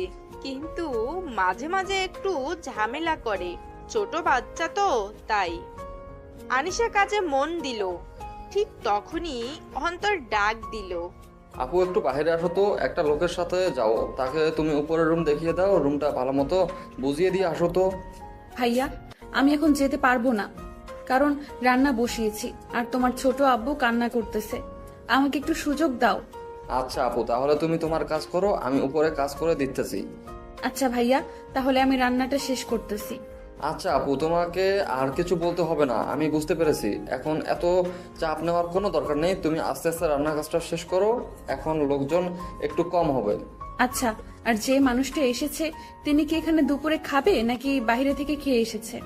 আনিশার কথা শুনে আশিকের মনে কেমন জানি একটা চেনা কণ্ঠ উকি দিতে লাগলো। আশিকের মনের ভিতরে সেই মেয়েটার চিরচেনা কণ্ঠটা আবার ভেসে উঠল। এই মেয়েটার কথা শুনে আশিকের একটু সন্দেহ হতে লাগলো, কিন্তু কাউকে কিছু বলতে পারছে না। আসলে এখন কাকে কি বলবে, তাই সে চুপচাপ রইলো আর মনের ভিতর কথাটা রেখে দিল, প্রকাশ করলো না। আচ্ছা ভাইয়া, আপনার সাথে কথা বলবো। সেই মেয়েটা আপনার কি হয়? আমার আপু হয়। কোনো সমস্যা? তার সাথে কি দেখা করবেন? ডাকবো? না না, দেখতে হবে না। ডাকবেন কিসের জন্য? আমি এমনিতে জিজ্ঞেস করলাম যে কি হয়, এর থেকে বেশি কিছু না। আর তাছাড়া আমার একটু ক্লান্ত লাগতেছে তো। আর তাকে বলে রাখবেন যে আমি দুপুর এখানে খাবো। বাইরে কোনো কিছু খেয়ে আসিনি, একটু কষ্ট করে উপরের জন্য খাবারটা দিয়ে আসে। আমাদের দায়িত্ব এটা, আমাদের কাছে এটাই পালন করতে হবে। আপনার কোনো সমস্যা হলে আমাদের জানাবেন, আমরা তাৎক্ষণিকভাবে আপনার উপকার করার চেষ্টা করব। আচ্ছা ভাইয়া, তাহলে এখন আমি উপরে যাচ্ছি। আপনি শুধু আমাকে রুমটা দেখিয়ে দিয়ে আসেন, বাকি কাজগুলো আমি করে নিতে পারবো, সমস্যা হবে না আমার। তারপর আশিককে অন্তর তার রুম দেখিয়ে দিয়ে নিচে নেমে আসলো। এসে দেখে যে তার ছোট আব্বু, মানে আনিশা আর আশিকের যে ছেলেটা আছে তাকে অন্তর সব সময় ছোট আব্বু বলে ডাকে, তার কাছে চলে গেল এবং তাকে কোলে তুলে নিয়ে আনিশার কাছে চলে আসলো। অন্তর আনিশার সাথে কোনো কথা না বলে চুপচাপ সেখানে দাঁড়িয়ে আনিশার রান্নার প্রতিভা দেখতে লাগলো। কারণ আনিশার রান্নার যে এইরকম একটা গুণ আছে সে কখনো কল্পনাও করতে পারেনি। তারা প্রথমে ভেবেছিল শহরের মেয়ে ভালো মতো রান্না করতে পারে না, কিন্তু পরে যখন তার রান্নার পরীক্ষা করলো তারা, তার রান্নার প্রতিভা দেখে সবাই মুগ্ধ হয়ে গেল। আর আনিশা আসার পর থেকে তাদের ব্যবসা এতটা লাভবান হতে ছিল, তারা যেটা কল্পনার বাইরে ছিল তাদের। তারা কখনো কল্পনা করতে পারেনি যে এই মেয়েটা তাদের ভাগ্য খুলে দিবে। আর আনিশা যখন একদম ভরপুর প্রেগনেন্ট হয়ে পড়েছিল তখন তাকে কোনো কাজ করতে দেওয়া হয়নি, নিজের বোনের মতো দেখেছিল ছেলেটা আনিশাকে। এভাবে তাকিয়ে আছিস কিসের জন্য বুঝতেছি না তো। ব্যাপার কি, কোনো কিছু বলবি? কিছু না তো, আমি তো তোমার রান্না দেখতেছিলাম আর শেখার চেষ্টা করতেছিলাম একটু। তুই আর কত আমার কাছ থেকে রান্না শিখতে চাইবি বলতো? আমি এখানে আসার পর থেকে তুই আমার রান্না শিখতে চাচ্ছিস, কিন্তু তুই মনোযোগ দিয়ে কোনো কিছুই করিস না। এখন শিখে কি করবো? তুমি তো থাকবে, চলে যাচ্ছ না তো, এখানেই থাকবে তাই না? অনেক সময় পড়ে আছে শেখার জন্য, শিখে নেবো। সেটা অবশ্য ঠিক বলেছিস। এবার তোর একটা গতি করতে হবে, তোর জন্য তো একটা লাল টুকটুকে বউ এনে দিতে হবে। একা একা আর কতদিন থাকবি? আমার কথা বাদ দাও, তুমি কবে আমার জিজুকে এনে দিবা সেটা বলো। ছেলেটা তো আর একা একা বড় হবে না, তাই বাবার প্রয়োজন হবে। আমার ছেলেকে বড় করতে আমি একাই যথেষ্ট, আমার সঙ্গীর প্রয়োজন হবে না। আমি চাই না আর কারো জীবনে জড়িয়ে যেতে। তাই বলে তুমি এভাবে সারা জীবন অপেক্ষা করবে সেই মানুষটার জন্য? আমি কারোর জন্য অপেক্ষা করি না, আমি আমার গতিতে চলি। তুই ভালো করে জানিস আমি কারোর জন্য অপেক্ষা করি না। আমি আমার ছেলেকে নিয়ে সারা জীবন কাটিয়ে দেওয়ার স্বপ্ন দেখেছি, যখন শহর ছেড়ে গ্রামে চলে এসেছিলাম তখন থেকেই। আচ্ছা, আমার ভুল হয়ে গিয়েছে, আর আমি কখনো এই কথাগুলো বলবো না, কারণ তোমার মন খারাপ হয়ে যায়। আমি লক্ষ্য করেছি অনেক দিন, তাই আর তোমাকে এই কথাগুলো আমি বলতে চাচ্ছি না। আচ্ছা, ছেলেটা কোথায় থেকে এসেছে? তাকে দেখে কি মনে হয় যে এখানে থাকতে এসেছে নাকি এমনিতেই 2 দিন থেকে চলে যাবে? দেখে তো মনে হলো থাকবে মনে হচ্ছে, দেখি পরে কথা বলবো, সমস্যা নেই। টাকার কথা বলেছিস, অনেক তো হলো। এভাবে অনেক মানুষ তো ফাঁকিবাজি করে চলে গিয়েছে, তাই আর মানুষকে এভাবে প্রশ্রয় দেওয়া হবে না। আমি বাইরে গেলাম, তুমি একটু কষ্ট করে খাবারগুলো তার ঘরে পৌঁছে দিও আর টাকার কথা বলে এসো। আচ্ছা, দুজনে তো বেরিয়ে যাচ্ছিস, বেরিয়ে গেলে তো তোদের খোঁজ খবর কিচ্ছু পাওয়া যাবে না। তাড়াতাড়ি ফিরে আসিস, বুঝছিস? আমার ভাগনা যেখানে আপদ বিপদ নেই সেখানে। আমরা একসাথে যতক্ষণ আসছি আমাদের কোনো আপদ বিপদ আসবে না আল্লাহর রহমতে। সেটা না হয় বুঝলাম, কিন্তু তাড়াতাড়ি ফিরে আসিস, বুঝছিস? কথাটা বলে অন্তর আবিরকে নিয়ে বেরিয়ে পড়ল। আনিশা আবার রান্নার কাজে ব্যস্ত হয়ে পড়ল। রান্নার কাজ শেষ করে সবকিছু ঠিকঠাক রেখে রুমে চলে আসলো গোসল করে। অনেকক্ষণ যাবত রান্না করতেছিল, তো প্রচুর গরম লেগেছে, তাই গোসলটা করে নিল। এখনই তারপর সবকিছু ঠিকঠাক করে বাইরে বেরিয়ে আসলো। এসে উপরে যে মানুষটা আছে তার জন্য খাবার সুন্দর করে রেডি করতে লাগলো। আজকে আনিশা আর আশিকের মাঝে এমন একটা ঘটনা হতে চলেছে যেটা তারা কখনোই কল্পনা করেনি, যে এরকম একটা দিন আসবে আবার তাদের মাঝে। এদিকে আশিক রুমটাকে সুন্দর করে পরিপাটি করে সাজিয়ে নিয়েছে, কারণ তাকে এখানে 2 মাসের মতো থাকতে হবে। তার জন্য সে তার বসের কাছ থেকে কিছু টাকা বেশি নিয়ে এসেছে। যে ছেলেটা একদিন কর্মচারী চালাতো, সেই ছেলেটা এখন অন্যের অফিসে কাজ করে। ভাগ্য যে কখন কাকে কোন প্রান্তে এগিয়ে নিয়ে দাঁড় করিয়ে দেবে সেটা বোঝা বড়ই মুশকিল। তারপর আনিশা খাবারগুলো নিয়ে উপরে চলে আসলো, আর আশিক এদিকে রুমে বসে তার ল্যাপটপে অফিসের কাজ করতেছে। আশিক কাজ করতেছিল, তখনই আনিশা বাইরে থেকে এসে কলিং বেলটা বাজিয়ে দিল। আশিক তার ল্যাপটপ রেখে দরজা খোলার জন্য এগিয়ে আসতে লাগলো। তারপর আশিকের রুমের দরজাটা খুলে দিয়ে মাথা নিচু করে রয়েছে, তাই সামনে থাকা মানুষটা কাছে থেকে না দেখেই খাবারগুলো হাতে নিয়ে নিল। আর এদিকে আনিশা, সেও মাথা নিচু করে আছে, কোনো কথা বলতেছে না, খাবার প্লেট এগিয়ে দিয়ে দাঁড়িয়ে আছে। আপনি কি এখানে থাকবেন নাকি 2 দিনের ভেতর চলে যাবেন? যদি 2-1 দিনের ভেতরে চলে যান তাহলে যে টাকাটা হয় সেটা এখন অগ্রিম দিতে হবে। আনিশার কথা শুনে আশিক চোখ তুলে সামনের দিকে তাকিয়ে যে মানুষটাকে দেখতে পেল, সে কল্পনা করতে পারেনি যে এইভাবে তার এই প্রিয় মুখটা সে দেখতে পারবে। আনিশার এই রকম অবস্থা আশিক কখনো কল্পনা করতে পারেনি যে সেই মানুষটার সাথে আবার দেখা হবে। তুমি এখানে কাজ করতেছো? আপনার কোথাও ভুল হচ্ছে মনে হয়। আর আপনি কি বলতেছেন আবোল তাবোল? আমি আপনাকে টাকার কথা বলতেছি। আমাকে চিনেও না, না চেনার ভান করতেছো, এটা কিন্তু ঠিক না। কতদিন পর তোমার দেখা পেলাম আর তুমি আমার সাথে এরকম ব্যবহার করতেছো। হাজিব কথা বলেছেন আপনি। আমি আপনাকে চিনি না, না চেনার ভান করব কিসের জন্য? আপনাকে তো আমি কখনো দেখিইনি। দেখো আনিসা, আমি তখন ভুল করেছিলাম, আমার ভুলের প্রায়শ্চিত্ত হয়েছে। আমি তোমাকে পুরো বাংলাদেশে খুঁজতেছি। আপনার কোথাও ভুল হচ্ছে। আপনি প্লিজ যদি আমার প্রশ্নের উত্তরটা দিয়ে দেন তাহলে খুব ভালো হয়। তুমি কেন আমার সাথে এরকম করতেছো? কেন আমাকে দেখেও না দেখার ভান করতেছো? কেন আমাকে চিনেও না চেনার ভান করতেছো? আমার সাথে এত রাগ তোমার? আমার ফালতু কথা বলার সময় নেই। আমি এখানে কাজ করি, আমাকে সময় অনুযায়ী সব কাজ করতে হয়, তাই আমার কাছে সময় একটা মূল্যবান সম্পদ। দেখো, তুমি আমাকে ভুল বুঝতেছো, প্লিজ ক্ষমা করে দাও না। আর তুমি আমাকে চিনেও না চেনার ভান করতেছো, বুকে আসো না প্লিজ।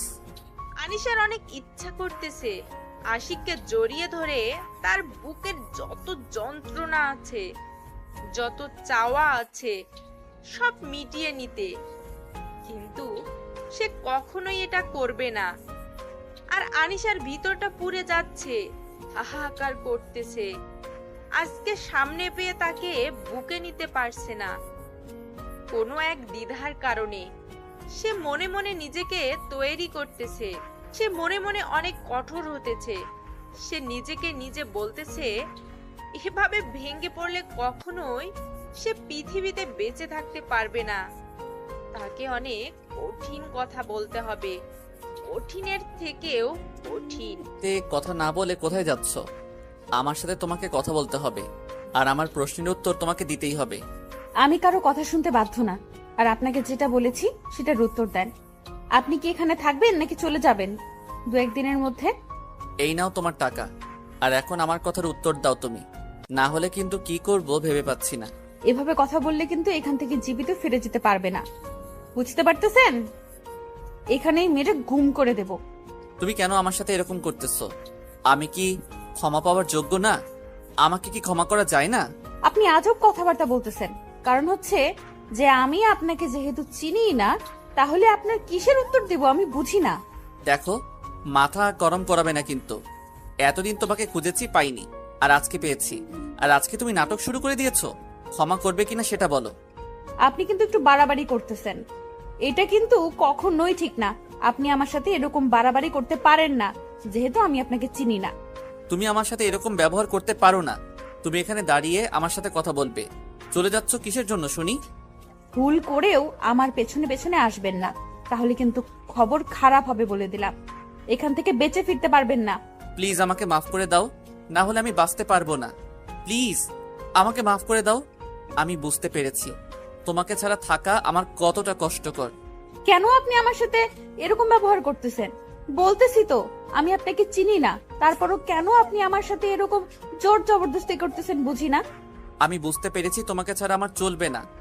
কখনো তুমি জানো এই 4টা বছর আমি বুঝতে পেরেছি তোমাকে ছাড়া আমার চলবে না কখনো।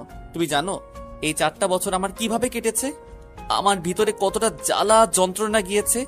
প্রতিটা দিন, প্রতিটা রাত আমি তোমাকে পুরো বাংলাদেশ তন্ন তন্ন করে খুঁজেছি। আমার যত পরিচিত মানুষ ছিল সবাইকে তোমার ছবি সেন্ড করেছি, শুধু তোমাকে খুঁজে পাওয়ার জন্য। কিন্তু তোমার খোঁজ পাইনি আমি। এত তাড়াতাড়ি আমাকে পাওয়ার জন্য এত আকুলতা কিসের জন্য? আমি তো গ্রামের খ্যাত মার্কা একটা মেয়ে, আর আপনার মায়ের কাছে একজন কাজের মেয়ে। আপনার কাছে শুধু একজন ভোগ্যপণ্য। আর আপনার তো কোটিপতি মেয়ে আছে, তাহলে আমাকে লাগবে কিসের জন্য? তুমি বিশ্বাস করো, সেদিনের পর আমি রিয়ালাইজ করতে পেরেছি যে তুমি ছাড়া আমি কতটা একা। তোমাকে ছাড়া আমি কখনোই চলতে পারবো না এতটা পথ। এতদিন যেহেতু চলতে পেরেছেন, তাহলে এখনো চলতে পারবেন, কোনো সমস্যা হবে না। আমাকে আমার মতো থাকতে দেন, আর আপনি আপনার মতো এখানে কাউকে বলবেন না যে আপনি আমার সেই অতীত। তুমি এরকম করতেছো কিসের জন্য? চলো না ফিরে যাই আমরা আমাদের আগের বাসায়, আগের ঠিকানায়। তুমি কেন আমাকে এভাবে অবহেলা করতেছো আমি বুঝতে পারতেছি না। তোমাকে তখন আমি ধোঁকা দিয়েছি, তোমাকে কষ্ট দিয়েছি, তোমাকে অত্যাচার করেছি, তোমাকে নানা ধরনের কটু কথা বলেছি। সেটা কখনো সম্ভব না।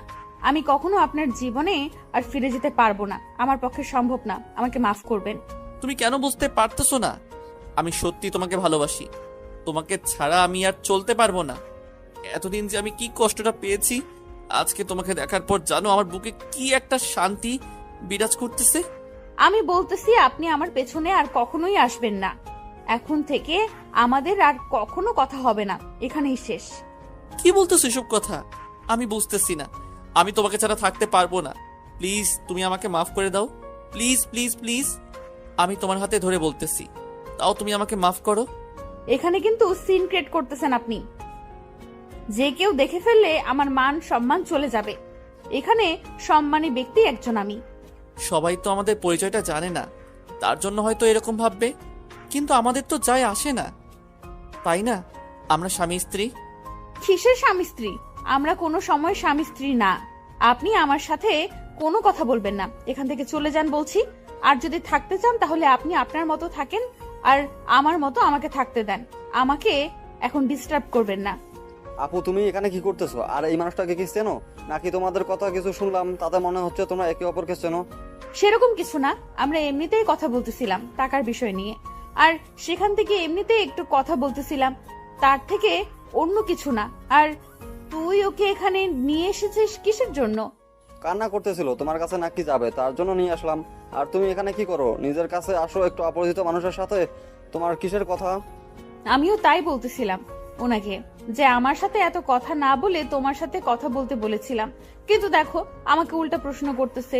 এই মানুষটাকে বুঝিয়ে বল তিনি যেন যা কথা আছে তোর সাথে বলে, আমার সাথে যেন কোনো কথা না বলে। তুমি তাহলে আবিরকে নিয়ে নিচে যাও, আমি ওনাকে বুঝিয়ে বলতেছি। যদি না বোঝে তাহলে ওনাকে এখান থেকে তাড়িয়ে দেবো। এর থেকে তো আর কোনো সমাধান থাকবে না, তাই না? উনি টাকা দিয়ে ফেলেছে, তাই তাকে তাড়িয়ে দেওয়া যাবে না। আর কথা হচ্ছে তিনি থাকতে চায় থাকবে, আমাদের তো সমস্যা নেই। কিন্তু যা কথাবার্তা আছে শুধু তোর সাথে বলবে, আমি আর উপরে আসবো না। আচ্ছা, তাহলে তুমি আবিরকে নিয়ে যাও, আমি তাকে বুঝিয়ে বলতেছি, তোমার কোনো সমস্যা হবে না। তোকে এখানে কোনো কথা বলতে হবে না, তুই চুপচাপ আমার সাথে আয়। এখানে তো আর কোনো কথা বলা লাগবে না, সেটা তো বলেই দিলাম, উনি তো শুনে নিয়েছে, তাই না? ছেলেটা কিন্তু অনেক কিউট হয়েছে। আর কতদিন এভাবে চলবে? সে তো একা একা আর বড় হতে পারবে না। লোকটা কি বলতেছে আপু, আর আমি কি ধরে নিতে পারি এই ব্যক্তি তোর অতীত? তোকে এখানে থাকতে হবে না, তুই চল তো আমার সাথে। আর ওনার যা লাগে আমি সব কিছু দিয়ে রেখেছি, আর রাতের আগে কোনো কথা বলা লাগবে না। উনি কাজের সন্ধানে এসেছে, কাজ করুক, আমাদের কি? আমি যেটা বলেছি ভেবে দেখো কিন্তু আমি কিন্তু তোমাকে না নিয়ে এখান থেকে কোথাও যাব না, সেটা মাথায় রেখো। আপনি এসব কি বলতেছেন? আমার আপুকে আপনি কোথায় নিয়ে যাবেন? আপনাকে এখানে থাকা লাগবে না, এই নেন আপনার টাকা, আপনি চলে যান এখান থেকে, আপনাকে আমি এখানে রাখতেছি না। বড়দের সম্মান দিয়ে কথা বলো অন্তর, না হলে কিন্তু থাপ্পড় খাবি। বড়দের সম্মান দিয়ে কথা বলো অন্তর, না হলে কিন্তু থাপ্পড় খাবি। এখান থেকে চল আমার সাথে। আর এখানে এক মুহূর্তও থাকতে চাচ্ছি না। উনি থাকবে, টাকা দিয়েছে, ওনার খাবার সময় মতো পৌঁছে দিবে, ঝামেলা শেষ। আচ্ছা আপু, তুমি যেহেতু বলতেছো সেটাই হবে, আমি আর এখানে কোনো কথা বলবো না। এখন আমি চুপচাপ হয়ে গেলাম, তোমার যা খুশি তাই করো, কিন্তু আমি চাই তুমি সুখে থাকো, তোমার মাঝে যেন আর কোনো কালো মেঘের ছায়া এসে ভিড় না করে। আচ্ছা, তাহলে আর কোনো কথা হচ্ছে না এখানে। যে যার মতো আছে থাকবে, আমরা কেউ কাউকে ডিস্টার্ব করব না। সে যেন আমাদের কাউকে ডিস্টার্ব না করে, তাহলেই চলবে। তুমি এত কথা বলতেছো কিসের জন্য আমি বুঝতেছি না। তুমি চলো আমার সাথে, আর এখানে এক মুহূর্ত তোমাকে দেখতে যাচ্ছি না, তোমার উপর আসা নিষেধ। অন্তর, আবির, আনিশা তিনজনের নিচে চলে আসলো, কিন্তু আনিশার মনের ভিতর অজানা একটা মায়া কাজ করতেছে। সে নিজের অজান্তেই পিছনে ফিরে আশিকের দিকে এক পলক তাকিয়ে নিল। যখন আনিশা আশিকের দিকে তাকিয়েছিল, আশিক তখন আনিশার দিকে তাকিয়ে চোখ মেরে দিল। আনিশা তখন আশিকের দিকে রাগী দৃষ্টিতে তাকিয়ে রইল, আর আশিক তখন তার সেই মায়াবী মুস্কি হাসিটা দিয়ে দিল, যেটা দেখে আনিশা সহজেই আশিকের প্রেমে বারবার পড়ে যায়। কিন্তু সে নিজেকে এতটাই কঠিন করে তুলেছে যে এখন সেই মায়াটা আর কাজ করে না আশিকের উপর। তারপর আনিশা আবিরকে কোলে তুলে আদর করলো, কপালে একটা চুমু এঁকে দিল। আর আশিক সেটা দেখে রাগে ফুঁসতে লাগলো, কারণ তার ছেলে তার সামনে থেকে চলে যাচ্ছে, কিন্তু সে কাছে নেওয়ার মতো সাহস পাচ্ছে না, কারণ সে তো একটা অপরাধী, তার অপরাধের ক্ষমা হয় না। সে যে ভুলগুলো করেছে সেটা কখনোই ক্ষমা পাওয়ার মতো না, কারণ যখন সে প্রেগনেন্ট ছিল তখন তো আশিক তাকে দূর দূর করে তাড়িয়ে দিয়েছিল তার বাসা থেকে। একটা মেয়ের যখন স্বামীকে সব থেকে বেশি কাছে থাকা প্রয়োজন, তখনই তো আশিক তাকে দূরে ঠেলে দিয়েছিল। কিন্তু আশিক মনে মনে ভাবতেছে সে এরকম ভুল আর কখনো করবে না। সেটা ভেবে মুস্কি হাসি দিয়ে সে রুমের ভিতর চলে আসলো, আবার ফোনটা হাতে নিল। হ্যালো আব্বু, আমি তোমার বৌমাকে খুঁজে পেয়েছি। আজকের দীর্ঘ 4 বছর পর তুমি আয়োজন করা শুরু করে দাও, আমি খুব শীঘ্রই তোমার বৌমাকে নিয়ে যাচ্ছি। কি বলতেছিস, সত্যি নাকি? আমার বৌমাকে তুই খুঁজে পেয়েছিস? আর তার এখন কি অবস্থা? আমি তার কাছে যাব, তুই আমাকে ঠিকানা সেন্ড কর, আমি আজকে রওনা দেব। তোমাকে এখানে আসতে হবে না, আমি খুব তাড়াতাড়ি তাকে নিয়ে বাসায় ফিরে আসব। আর তুমি টেনশন করবে না, আর তোমার একটা ফুটফুটে নাতি আছে। কি বলতেছিস তুই, সত্যি নাকি? এটা তাহলে তো আমি আর এখানে থাকছি না। তুই কোথায় আছিস আমাকে তাড়াতাড়ি ঠিকানা সেন্ড কর, আমি এক্ষুনি রওনা দেব। আচ্ছা, আমি তোমাকে মেইল করে ঠিকানা সবকিছু পাঠিয়ে দিচ্ছি, তুমি এসে তাদেরকে একটু ম্যানেজ করো। তোমার বৌমা আমার উপর অনেক রাগ করে আছে, যার জন্য আমার সাথে কথাই বলতেছে না। তোর বাপ থাকতে তোকে এত টেনশন করতে হবে না, আমি যাচ্ছি তো, দেখবি সব ঠিকঠাক হয়ে যাবে, আর তুই তাকে নিয়ে ফিরে আসতে পারবি। আর আমি একটা খেলার সঙ্গী পেলাম। আচ্ছা আব্বু, তাহলে তোমার সাথে পরে কথা হবে, এখন আমি ফোনটা রাখতেছি, তোমার সাথে পরে কথা বলবো এই বিষয় নিয়ে। আর তোমাকে ঠিকানা সেন্ড করতেছি, তুমি চলে আসো। কি নিয়ে এত টেনশন করতেছো তুমি? বুঝতেছি না, এত সমস্যা কিসের? আমি আবার কি নিয়ে টেনশন করব? আমি তো ঠিক আছি। আর আমাকে দেখে কি মনে হচ্ছে আমি টেনশনে আছি? এখন আমাকে কাজ করতে হবে, আমাকে কাজ করতে দে।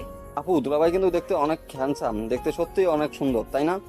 তুই যদি আর একবার আমার সামনে এমন নোংরা মানসিকতার কথা তুলেছিস তাহলে কিন্তু তোর খবর আছে বলে দিলাম। তাই সাবধানে থাকিস, আর ওই মানুষটার সাথে কোনো কথা বলবি না। তুই শুধু কাজের কথা ছাড়া অন্য কোনো আজাইরা কথা তো বলবিই না। আচ্ছা আপু, তুমি যা বলবে তাই হবে, আমি কোনো কথা বলবো না, আমি চুপচাপ থাকবো, শুধু কাজের কথাই বলবো। এখন তাহলে তুমি কাজ করো, আমি আমার আব্বুর সাথে খেলা করি। তুমি এদিকে আসো, তোমার সাথে কথা আছে। আপনাকে আমি কি বলেছিলাম আপনি আমার সাথে কথা বলবেন না? তারপরেও কেন আপনি এখানে এসেছেন? বললাম না কথা আছে। এত কথা বাড়াও কিসের জন্য? আমি কাজ করতেছি এখন, এখন আমি কোথাও যেতে পারবো না। আপনার সাথে আমার কোনো কথা নেই। আচ্ছা, আমার সাথে তোমার কোনো কথা বলতে হবে না। আমি আমার ছেলেকে নিয়ে যাচ্ছি, পারলে তুমি আটকে দিও আমাকে।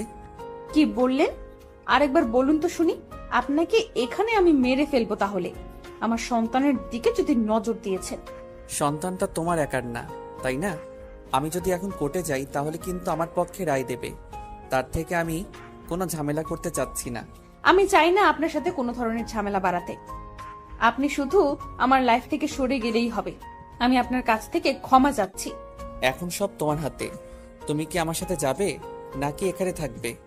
যদি এখানে থাকতে চাও তাহলে আমি আমার সন্তানকে নিয়ে যাব। কেন এরকম করতেছেন? আপনি তো চেয়েছিলেন যে আমি আপনার লাইফ থেকে সরে যাই, আমি তো সরে এসেছিলাম। তারপরও কেন আপনি আমার সাথে এমন করবেন? আমি এত কথা বলতে পারবো না। আব্বু আসতেছে এখানে, তুমি রেডি থেকো। আব্বু আসার পর আমরা এখান থেকে বেরিয়ে পড়ব। তোর এত বড় কলিজা, আমার আপুকে হুমকি দিচ্ছিস? তোকে আমি এখানে জ্যান্ত পুঁতে ফেলবো। দেখো ভাইয়া, তোমার সাথে আমার কোনো শত্রুতা নেই। এখানে তুমি তাকে আশ্রয় দিয়েছিলে, তাকে কাজের মেয়ের মতো খাটিয়ে দিয়েছো। আপনার এত বড় সাহস আমার আপুর নামে এরকম কথা বলতেছেন? আমি আমার আপুকে সবসময় মাথায় তুলে রেখেছি। সেটা তো আমি দেখতে পাচ্ছি, কি করতেছেন আর কি না করতেছেন। এখন কোনো কথা বলবেন না। এখানে আমাদের স্বামী স্ত্রীর মাঝখানে। কিসের স্বামী স্ত্রী? যখন আমার আপু মৃত্যু পথযাত্রী ছিল তখন কোথায় ছিল এই দাবি আপনার? তখন কোথায় ছিল এইরকম বাবা হওয়ার অধিকার? আমি তার জন্য ক্ষমা প্রার্থী। আমি সত্যি অনেক বড় অপরাধ করেছি। আমি তার সাথে অনেক বড় অন্যায় করেছি। আমি তার কাছে জোরহাত করে ক্ষমা চাইছি। তারপর সে কেন আমাকে ক্ষমা করবে না? কেন, মানুষকে কি ক্ষমা করা যায় না? তার জন্য একটা মানুষের উপর চাপ প্রয়োগ করে তাকে এখান থেকে নিয়ে যেতে পারেন না। তিনি যদি যেতে চান তাহলে যাবে, আর যদি যেতে না চায় আপনার বাপেরও কাটাম নেই আপুকে এখান থেকে নিয়ে যাওয়া। দেখো ভাইয়া, তোমার সাথে আমি রাগারাগি করতে চাচ্ছি না। তুমি যেটা বলতেছো তোমার দিক দিয়ে ঠিক হচ্ছে, কিন্তু আমি যেটা করতেছি আমার দিক দিয়ে ঠিক আছে, কারণ আমি অপরাধী। তাই তুমি যেটা বলবে সেটা এখন আমাকে মাথা পেতে নিতে হবে। ভাইয়া, এরকম অমানুষের সাথে কথা বলে কোনো লাভ হবে না। তার থেকে তুই তোর কাজে মন দে, আমি আমার কাজ করতেছি। আর ওনাকে এখান থেকে চলে যেতে বল। আচ্ছা আপু, তুমি যেটা বলবে সেটাই হবে। ভাইয়া আপনি এখান থেকে চলে যান, আমাদের কাজের ডিস্টার্ব হচ্ছে। আপনি এখানে থাকলে আমাদের কাস্টমাররা কি ভাববে বলেন তো? পরিবেশটা নষ্ট হয়ে যাচ্ছে আমাদের এখানকার। আচ্ছা ভাইয়া, আমি কালকে চলে যাচ্ছি, কিন্তু আমি বউ আর সন্তানকে নিয়ে যাব। আমার আব্বু এখানে একটু পরে এসে পৌঁছাবে। আমি তখন এখান থেকে আমার সন্তানকে নিয়ে যেতে যাচ্ছি। আশা করি কেউ মানা করবে না। আচ্ছা, আপনি আপনার সন্তানকে নিয়ে যেতে চাচ্ছেন, তাহলে এখানে উকিলকে এনে নিয়ে যেতে হবে। কারণ আমরা এলাকার মানুষ সবাই জানি এই আপুটা কত কষ্ট করে তার সন্তানকে লালন পালন করেছে। আপনি এসে বললেন আর আমরা তাকে যেতে দিলাম, এত সহজ না। আচ্ছা তাহলে তাই হবে। আমি সবকিছু কমপ্লিট করি, তারপর আমার সন্তানকে এখানে নিতে আসব। আমি তাহলে আজকে সন্ধ্যার পর এখান থেকে বেরিয়ে পড়ব। তাহলে আপনার সাথে কোর্টে লড়াই করতেছি, আমরা প্রস্তুত। কারণ আমাদের তো আর উকিলের কেনার টাকা লাগবে না, আমার বাবা নিজে একজন উকিল। এত কথা হচ্ছে কেন? এখানে উনি ওনার সন্তানকে নিয়ে যেতে চাইলে আমরা দিয়ে দিব। কি বলতেছো আপু এসব কথা? তোমার মাথা ঠিক আছে? তুমি কি বলতেছো? মাথায় কি কিছু আছে? তুমি এত কষ্ট করে সন্তান লালন পালন করতেছো আর তাকে ছেড়ে দিবে এত সহজে? আমি চাই না আমার জন্য কারো কোনো ক্ষতি হোক, বা আমার জন্য আঙ্কেল এত বড় একটা ঝুঁকি নিয়ে কাজ করবে, তার সামনে কোনো বিপদ হতে পারে। কারণ খারাপ মানুষ কখনো মানুষের ভালো দেখতে পারে না। তুই তাহলে একা কিভাবে থাকবি? এতদিন ধরে না হয় আমাকে বলতিস যে তোর সন্তানকে নিয়ে তুই সারা জীবন কাটিয়ে দিবি, এখন? আমার কথা বাদ দে তো, এখন তোর কথা তুই ভাব, আর আমার যা কপালে আছে তাই হবে। আর এই যে মিস্টার, আপনি আপনার সন্তানকে নিয়ে যেতে পারেন। আমরা কেউ কোনো রকম বাধা প্রদান করব না। আমার সন্তান কেন? আমি সন্তানের মাকে নিয়ে যেতে এসেছি, আর সন্তানকে নিয়ে যেতে এসেছি। তাহলে একজনকে নিয়ে অন্যজনকে ছেড়ে দেব কিসের জন্য? দেখেন, আমি এত কথা বলতে পারবো না আপনার সাথে। আপনার সাথে। আপনি এখান থেকে চলে যান, সেটাই ভালো হবে। আর আপনি আপনার সন্তানের দাবি করেছেন, আপনার সন্তানকে আমি দিয়েছি, নিয়ে চলে যান এখান থেকে। আমার উপর আপনার কোনো দাবি থাকবে না। কথাটা মাথায় রেখো। এখনো তুমি আমার বউ আছো, তাই তোমার উপর অধিকার আমার আছে। আমি আপনার কোনো কথা শুনতে রাজি না। আমি নিজে করে নিজে খাই। আপনার কথা শুনবো কিসের জন্য? আর যখন প্রয়োজন ছিল তখন তো আমাকে ব্যবহার করেছেন, আর এখন প্রয়োজন আছে আবার নিয়ে যাচ্ছেন।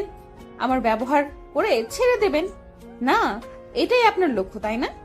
দেখো, আমি কোনো কথা বলতে চাচ্ছি না, যেটা বলতেছি সেটাই হবে। আমি কোথাও যেতে পারতেছি না এখান থেকে। আমি এখানেই থাকবো, এখানেই মরবো, এখানেই আমার মাটি হবে। আমি এখান থেকে কোথাও যাব না। আব্বু চলে এসেছে। দেখো, এখন তো একটু নিজেকে সামনে রাখো, নিজেকে কন্ট্রোলে রাখো। সামনে গিয়ে তাকে রিসিভ করে নিয়ে আসো। আমি পারবো না। কিসের জন্য যাব? আমার তো এখানে আপনাদের কাউকে চিনি না। সো আপনারা আপনাদের মতো থাকেন। এবার কিন্তু বাড়াবাড়ি হয়ে যাচ্ছে, ভালো হবে না বলে দিলাম। তাই যেটা বলতেছি সেটাই করো। আনিশা কোনো কথা না বলে চুপচাপ সে রান্নাঘর থেকে বেরিয়ে আসলো। তারপর গুটি গুটি পায়ে নিজের মুখে কাপড় মরিয়া দিয়া লোকটাকে রিসিভ করে আনলো। কালাম সাহেব এখন পর্যন্ত বুঝতে পারেনি যে এটা তার সেই আদরের বৌমা, যাকে তিনি নিজের থেকেও বেশি বিশ্বাস করতেন। আর সেই বাড়িতে আনিশার একমাত্র ভরসা ছিল এই লোকটি।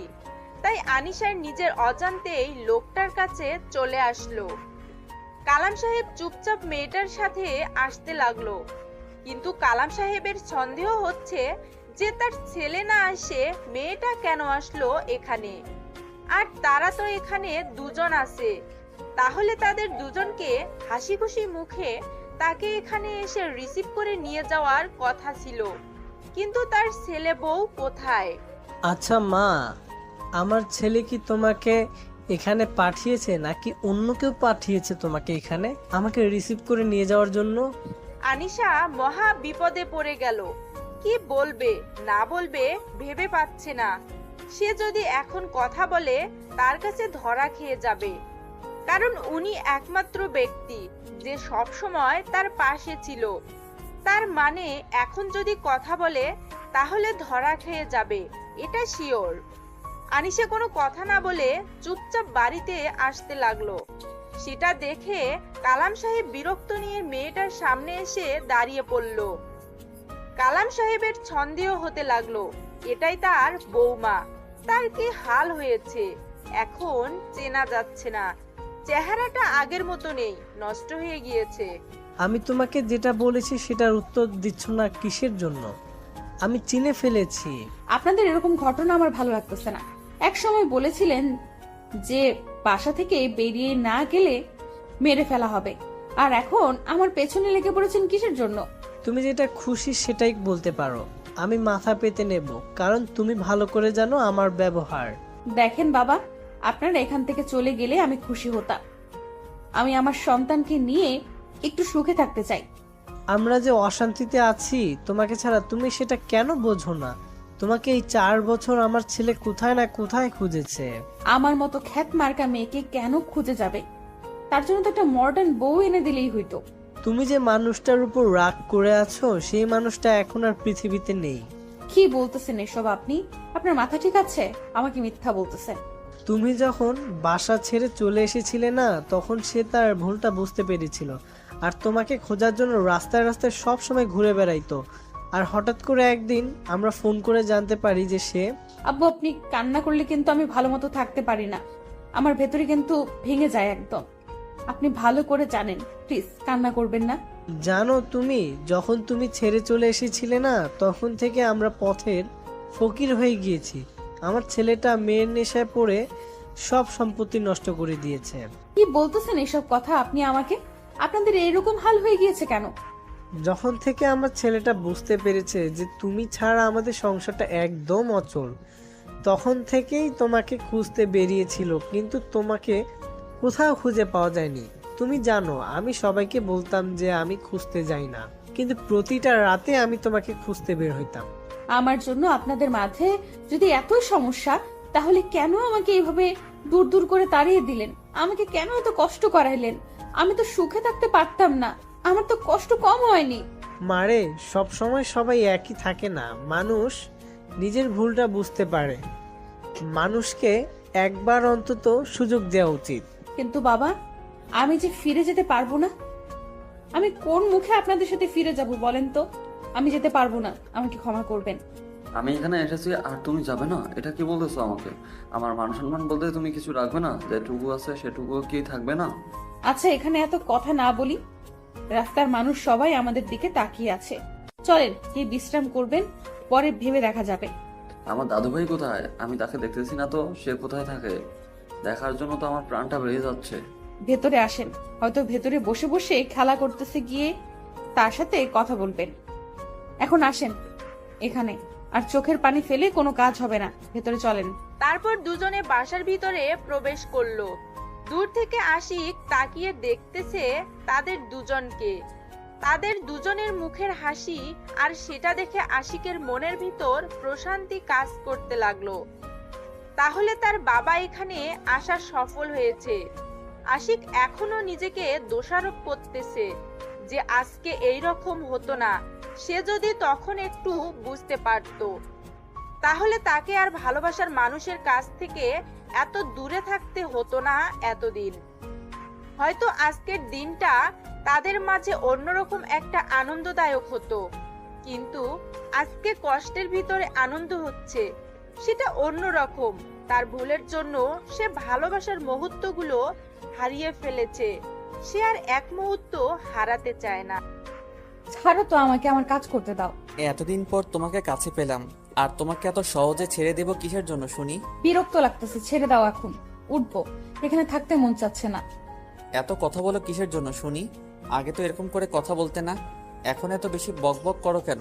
বেশি রকম ভালো হবে না বলে দিলাম। এখন যেটা বলতেছি সেটাই করো, না হলে কিন্তু ভালো হবে না। আমাকে ছেড়ে দাও। শুয়ে আছো, শুয়ে থাকো। এত কথা বলো কিসের জন্য? বিরক্ত করতেছো আমাকে। আমার হাতের কাজগুলো তো আমাকে করতে হবে, আর সেখানে তো তুমি কে সাহায্য করবে না। তাই তোমার এই ন্যাকামি দেখার সময় আমার নেই, আমাকে কাজ করতে হবে। অনেক কাজ করেছো, এখন তো একটু বিশ্রাম করবে, তাই না? এত কাজ কেমনে করো? এখন একটু শুয়ে থাকো আমার পাশে, আমার তো ভালো লাগতেছে। অতিরিক্ত ভালো লাগা আবার ভালো না, পরে আবার দূর দূর করে তাড়িয়ে দেবেন। সেটা থেকে আমি এখন থেকে কাজ করে খাই, পরে সমস্যা হবে না। আমাকে আর লজ্জা দিতে হবে না। এখন শুয়ে আছো, শুয়ে থাকো। আর একবার যদি নড়াচড়া করেছো, আমাকে ডিস্টার্ব করলে কিন্তু অত্যাচার শুরু করে দেব। সেটাই তো করতে পারবা, আর কি করতে পারবে? অসহায় মেয়েদেরকে তো সব সময় দুঃখ কষ্ট দিতে ভালো লাগে। অনেক হয়েছে, আর কোনো কথা শুনতে চাচ্ছি না। এখন একটু আমার বুকে শুয়ে থাকো মাথা রেখে। আমার যে কাজগুলো আছে সেগুলো কে করবে শুনি? আমাকে আমার কাজগুলো করতে দাও, আর এখন ডিস্টার্ব করবে না। আচ্ছা, কি আর করার? এত কথা বললে তো আর তোমাকে ধরে রাখা যাবে না। এখন আমাদের ছেলের একটা বোন দরকার, তাই না? এটা পরে দেখা যাবে, এখন আপাতত লাগবে না তার বোন। আচ্ছা, আমার ছেলেটা কোথায় থাকে? তাকে তো সকাল থেকে তো দেখতে পাচ্ছি না, কই সে? এখন আমাকে কি ছেড়ে দিবেন? না এভাবে পেটের উপর হাত রেখেছেন কিসের জন্য? ছেড়ে দেন আমাকে। এতক্ষণ তো তুমি তুমি করে বলতেছিলে, এখন আবার আপনি হয়ে গেলাম, ব্যাপার কি? এখানে কোনো ব্যাপার স্যাপার নাই, এখানে কোনো ব্যাপার স্যাপার নাই। এখন যেটা বলতেছি সেটাই করেন, না হলে কিন্তু আমি চিৎকার করতে বাধ্য হব। এখনো তুমি ছোট বাচ্চা না যে চিৎকার করবে। এখন তোমার একটা বাচ্চা আছে, তোমার একটা মান সম্মান আছে, তাই না? ভালো লাগতেছে না বলে দিচ্ছি, তারপরও কেন আপনি আমার সাথে জোর জবরদস্তি করতেছেন? বললাম তো পরে, এখন না। তাহলে কখন? আমি কিন্তু আর দেরি করতে পারবো না। কালকে থেকে যে পরিমাণ জ্বালাতন করতেছে। আমি আপনার কি ক্ষতি করেছি? আপনি কেন আমাকে সেখান থেকে নিয়ে এলেন? তারা কি কষ্ট পেয়েছে দেখেছেন? তাদের দিকে তাকিয়ে একবারও। তারা কি তোমাকে সেখানে বসিয়ে রেখেছিল যে তারা কষ্ট পাবে? তোমাকে দিয়ে তো তারা কাজ করিয়ে নিয়েছে, তাই? আপনার মতো স্বার্থপর মানুষ কখনো মানুষের ভালোবাসা দেখবে না, শুধু কাজগুলো দেখবে। সেটা ভালো করে জানি। আর তারা কি পরিমাণ যে আমাকে ভালোবেসেছিল সেটা আমার মন জানে আর আমি জানি। আর আপনার তো শুধু আর আপনারা তো শুধু উপরটা দেখেছেন। তুমি তাদের জন্য আমাকে এত কথা বলতেছো, আর তারা কি এমন হয়ে গিয়েছে তোমার যে তার জন্য আমাকে কথা শোনাচ্ছ? আপনি সেটা বুঝবেন না, কারণ একজন অভদ্র কুলাঙ্গার মানুষ কখনো মানুষের ভালোবাসা বুঝতে পারে না। যে শুধু টাকার উপরে সবকিছু ডিপেন্ড করে, টাকাই তার কাছে সবকিছু, সে কখনো মানুষকে ভালোবাসতে পারে না। তার প্রমাণ আপনি এখনই আমাকে দিলেন। দেখো, তুমি যেটা বলবে আমি মাথা পেতে নেব, কারণ আমি নিজে রাগকে কন্ট্রোলে রাখতে শিখে গিয়েছি তোমাকে হারিয়ে ফেলে। আমি চাচ্ছি না তোমার উপর আর রাগারাগি করতে। তুমি যা বলবে আমি মাথা পেতে নিব। আপনার লজ্জা করে না এসব কথা বলতে? আপনি কিভাবে বলতে পারলেন তারা আমাকে কাজ করিয়ে নিয়েছে? আমি যখন মৃত্যু পথযাত্রী ছিলাম তখন তারা আমার পাশে দাঁড়িয়েছিল, আপনি না। তখন তারা আমার দেখাশোনা করেছিল, আমার ছেলেটাকে তারা বড় করেছে।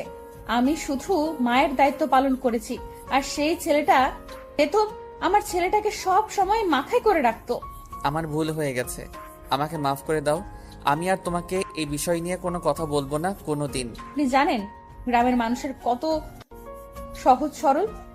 তারা আমাকে রাস্তা থেকে নিয়ে গিয়ে থাকার জায়গা দিয়েছে, খাওয়ার জায়গা দিয়েছে, সাহায্য করেছে। গ্রামের মানুষেরা যে একটা অপরিচিত মানুষকে এত তাড়াতাড়ি আপন করে নিতে পারে, আমাদের মতো শহরের মানুষেরা সেটা কখনোই করতে পারবে না। সেটা আমি ভালো করে জানি, কারণ গ্রামের মানুষরা অনেক ভালো হয়। কারণ আমি এই 4 বছর গ্রামে কাটিয়েছি, গ্রামের পরিবেশটাকে বোঝার মতো ক্ষমতাও হয়েছে এখন আমার। আচ্ছা, আমি এখন কাজগুলো শেষ করতেছি, পরে আপনার সাথে গল্প করব। সত্যি কথা বলতে এখন আপনাকে আমার কাছে বিরক্ত লাগে। আচ্ছা, তাহলে তুমি গিয়ে তোমার কাজগুলো শেষ করো, এখন আমি তোমাকে কোনো প্রকার ডিস্টার্ব করব না। আমার ছেলেটাকে গিয়ে কোলে তুলে নেন, আর তাকে আপনার নিজের পরিচয়টা দেন, কারণ বাবার ভালোবাসা তার একটু দরকার। তার থেকে যতই দূরে থাকবেন, তো আমিও আপনার থেকে ততই দূরে চলে যাব, এটাই বাস্তবতা। কথাগুলো বলে আশিকের হাত সরিয়ে দিয়ে আনিশা বিছানা থেকে উঠে পড়ল। তারপর বাথরুমে গিয়ে হালকা ফ্রেশ হয়ে বেরিয়ে আসলো। আশিক এখনো সেখানে শুয়ে আছে, আর আনিশা সেদিকে কোনো লক্ষ্য না করে তার নিজের মতো করে কাজ করা শুরু করে দিল বাসার। আশিক শুয়ে শুয়ে ভাবতে লাগলো, আনিশা যে কথাগুলো বলেছে সেটা অক্ষরে অক্ষরে সত্যি বলেছে। কারণ আশিকের মনের ভিতর টাকার মোহ এতটাই কাজ করেছিল যে সে প্রকৃত ভালোবাসাগুলো অনেক আগেই ভুলে গিয়েছে। সে শুধু টাকার নিচে পড়ে গিয়েছে। আশিক মনে মনে স্থির করলো, সে এখন আর টাকার পিছনে ছুটবে না। সে এখন অসহায় মানুষের পাশে দাঁড়াবে, তাদের ভালোবাসায় সে বেঁচে থাকবে এই সমাজের বুকে, আর তার ছেলের কাছে একজন আদর্শ বাবা হবে, আর তার স্ত্রীর কাছে আদর্শ একজন স্বামী হয়ে উঠবে। কথাগুলো মনে মনে ভাবতে ভাবতে আশিক তার বাপের কাছ থেকে তার সন্তানকে কোলে তুলে নিল। আবির আশিকের দিকে এক দৃষ্টিতে তাকিয়ে আছে, কোনো কিছু না বলে চুপচাপ আশিকের কোলে আছে। আর আশিকের দিকে এক দৃষ্টিতে তাকিয়ে আবির এখনো জানে না যে আশিক তার বাবা। আব্বু, তোমার কি লাগবে বলো, আমি তোমাকে সবকিছু এনে দেব। আঙ্কেল, আমাকে আব্বু বলে ডাকবেন না, আমাকে শুধু একজন আব্বু বলে ডাকে, আমার মামাই। আমি তার কাছ থেকে অনুমতি নিয়েছি, আমি এখন থেকে তোমাকে আব্বু বলে ডাকবো। আচ্ছা আঙ্কেল, আমার মামাই কোথায় গিয়েছে? তাকে দেখি না কেন?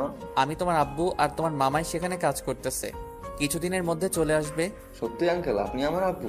আমার আম্মু বলতো আমার আব্বু নাকি অনেক দূরে থাকে। এই তো আমি এখন কাছে চলে এসেছি। আর তোমার আম্মু আর কি বলতো তোমাকে? অনেক কিছু বলতো, সবসময় বলতো তোমার আব্বু অনেক ভালো মানুষ, সমাজের অনেক ভালো কাজ করে। আবিরের মুখ থেকে এরকম কথা শুনে আশিক অবাক হয়ে গেল। তাহলে আনিশা তাকে ভালোবাসে কিন্তু প্রকাশ করে না। তার মনটা অনেক কঠিন হয়ে গেছে। তার ভালোবাসা পেতে সেই কঠিন মনটাকে ভেঙে আবার নরম করবে, কোমল করে তুলবে আশিক তার ভালোবাসা দিয়ে। আবিরকে সে কোলে করে নিয়ে আনিশার কাছে চলে আসলো। এসে দেখে আনিশা তাদের রুম সুন্দর করে পরিপাটি করে গুছিয়ে রেখেছে, ঠিক আগের মতো। আম্মু, এই লোকটা নাকি আমার আব্বু হয়? এটা কি সত্যি? আব্বু তাহলে কাছে চলে এসেছে? সত্যি সত্যি এটাই তোমার আব্বু, আর তার সাথে ভালোভাবে কথা বলবে, সম্মান দিয়ে কথা বলবে, কোন রকম অভদ্রতামি করবে না। আচ্ছা আম্মু, তুমি যেটা বলবে সেটাই। এখন আমি দাদুর কাছে যাই, আমাকে অনেক সুন্দর সুন্দর গল্প শোনাইতেছিল। আচ্ছা বাবা, তাহলে তুমি যাও, গিয়ে গল্প করো। আমার হাতের কাজ আছে, সেগুলো শেষ করে তোমাকে গোসল করাবো। আচ্ছা আম্মু, আমি তাহলে গেলাম খেলতে, তুমি আমাকে এখন ডাকবে না। অতিরিক্ত কোনো কিছু ভালো না, শোনাই। নিজের শরীরের প্রতি খেয়াল রাখতে হবে, তাই তোমার ঘুমানোর প্রয়োজন। বেশিক্ষণ থাকবে না, চলে আসবে তাড়াতাড়ি, বা ওখানে ঘুমিয়ে পড়বে। তারপর আবির রুম থেকে বেরিয়ে গেল। আশিক এসে রুমের দরজাটা ভিতর থেকে বন্ধ করে দিল। সেটা দেখে আনিশা অবাক হচ্ছে, কারণ আশিকের চোখে মুখে দুষ্টুমি ভরপুর করতেছে। সেটা আনিশা স্পষ্ট বুঝতে পারতেছে, কিন্তু আশিককে কোনো কিছু বলতে পারতেছে না সে। তারপর আশিক ধীরে ধীরে আনিশার দিকে এগিয়ে আসতে লাগলো, আর আনিশা আশিকের থেকে পিছনে যেতে লাগলো। আশিক যতই এগিয়ে আসতেছে, আনিশা ততই পিছিয়ে যাচ্ছে আশিকের থেকে। তারপর ধীরে ধীরে আনিশার কাছে চলে আসলো। আনিশা আর পিছনে যেতে পারে না, কারণ আনিশার পিঠ দেয়ালে লেগে গিয়েছে। তাই আনিশা আর পিছনে যেতে পারছে না। কি হলো, আপনি এভাবে আমার কাছে চলে আসলেন কিসের জন্য? কোনো কথা বলবে না, চুপচাপ আমি যেটা করব সেটাতে তুমি রেসপন্স করবে। দেখেন, ভালো হবে না বলে দিচ্ছি। আমার কাছ থেকে সরে যান, না হলে কিন্তু আমি আপনাকে। কিচ্ছু করতে পারবে না এখন। আমি তোমাকে ভালোবাসবো আর তুমি আমাকে ভালোবাসবে, এর থেকে বেশি কিছু হবে না বা কম কিছু হবে না। আপনি কিন্তু আমাকে জোর জবরদস্তি করতেছেন, এটা ঠিক না। আমি কিন্তু আবার চলে যাব, হারিয়ে যাব। আমি তো তোমার স্বামী, আমি কি তোমাকে ভালোবাসতে পারি না? আমি কি তোমাকে কাছে নিতে পারি না? তোমার কি সমস্যা? আমি কি সেটা একবারের জন্য মুখ দিয়ে বলেছি যে আপনি আমার কাছে আসলে বা আপনি আমাকে ভালোবাসলে বা আপনি আমাকে আদর করলে আমার সমস্যা হবে? আশিক আনিশার কথা শুনে নিজের ঠোঁট দুটো নিমজ্জিত করে দিল আনিশার ঠোঁটে। কতদিন পরে সে এই তৃপ্তিটা অনুভব করতেছে। আশিক যখন আনিশার ঠোঁট নিজের ঠোঁটে নিয়েছে, আনিশার মনের হচ্ছে সে অন্যরকম একটা ফিলিংস কাজ করতেছে। আনিশার শরীরে বিন্দুমাত্র শক্তি নেই।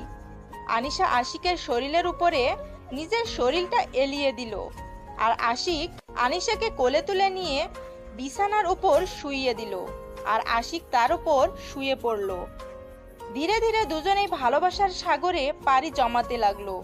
একে অন্যকে জড়িয়ে ধরে ভালোবাসার তৃপ্তি মিটিয়ে নিচ্ছে। এখনো আপনারা এখানে কি করতেছেন? আপনারা যান, আপনার ভালোবাসার মানুষটাকে খুঁজে নেন, আর তাকে বিয়ে করে তারপর তার সাথে ভালোবাসার মুহূর্তগুলো উদযাপন করেন। তার সাথে সুখ দুঃখের গল্পগুলো ভাগাভাগি করে নেন, তার সাথে সারা জীবন কাটিয়ে দেন। ভালো থাকবেন, সুস্থ থাকবেন সবাই, আর ঠিক সময়ে নামাজ আদায় করবেন, আর যত পারবেন তত নফল ইবাদতগুলো করবেন আল্লাহর কাছে। সব সময় নিজেকে বিলীন করে দিয়ে রাখবেন। আল্লাহ হাফেজ।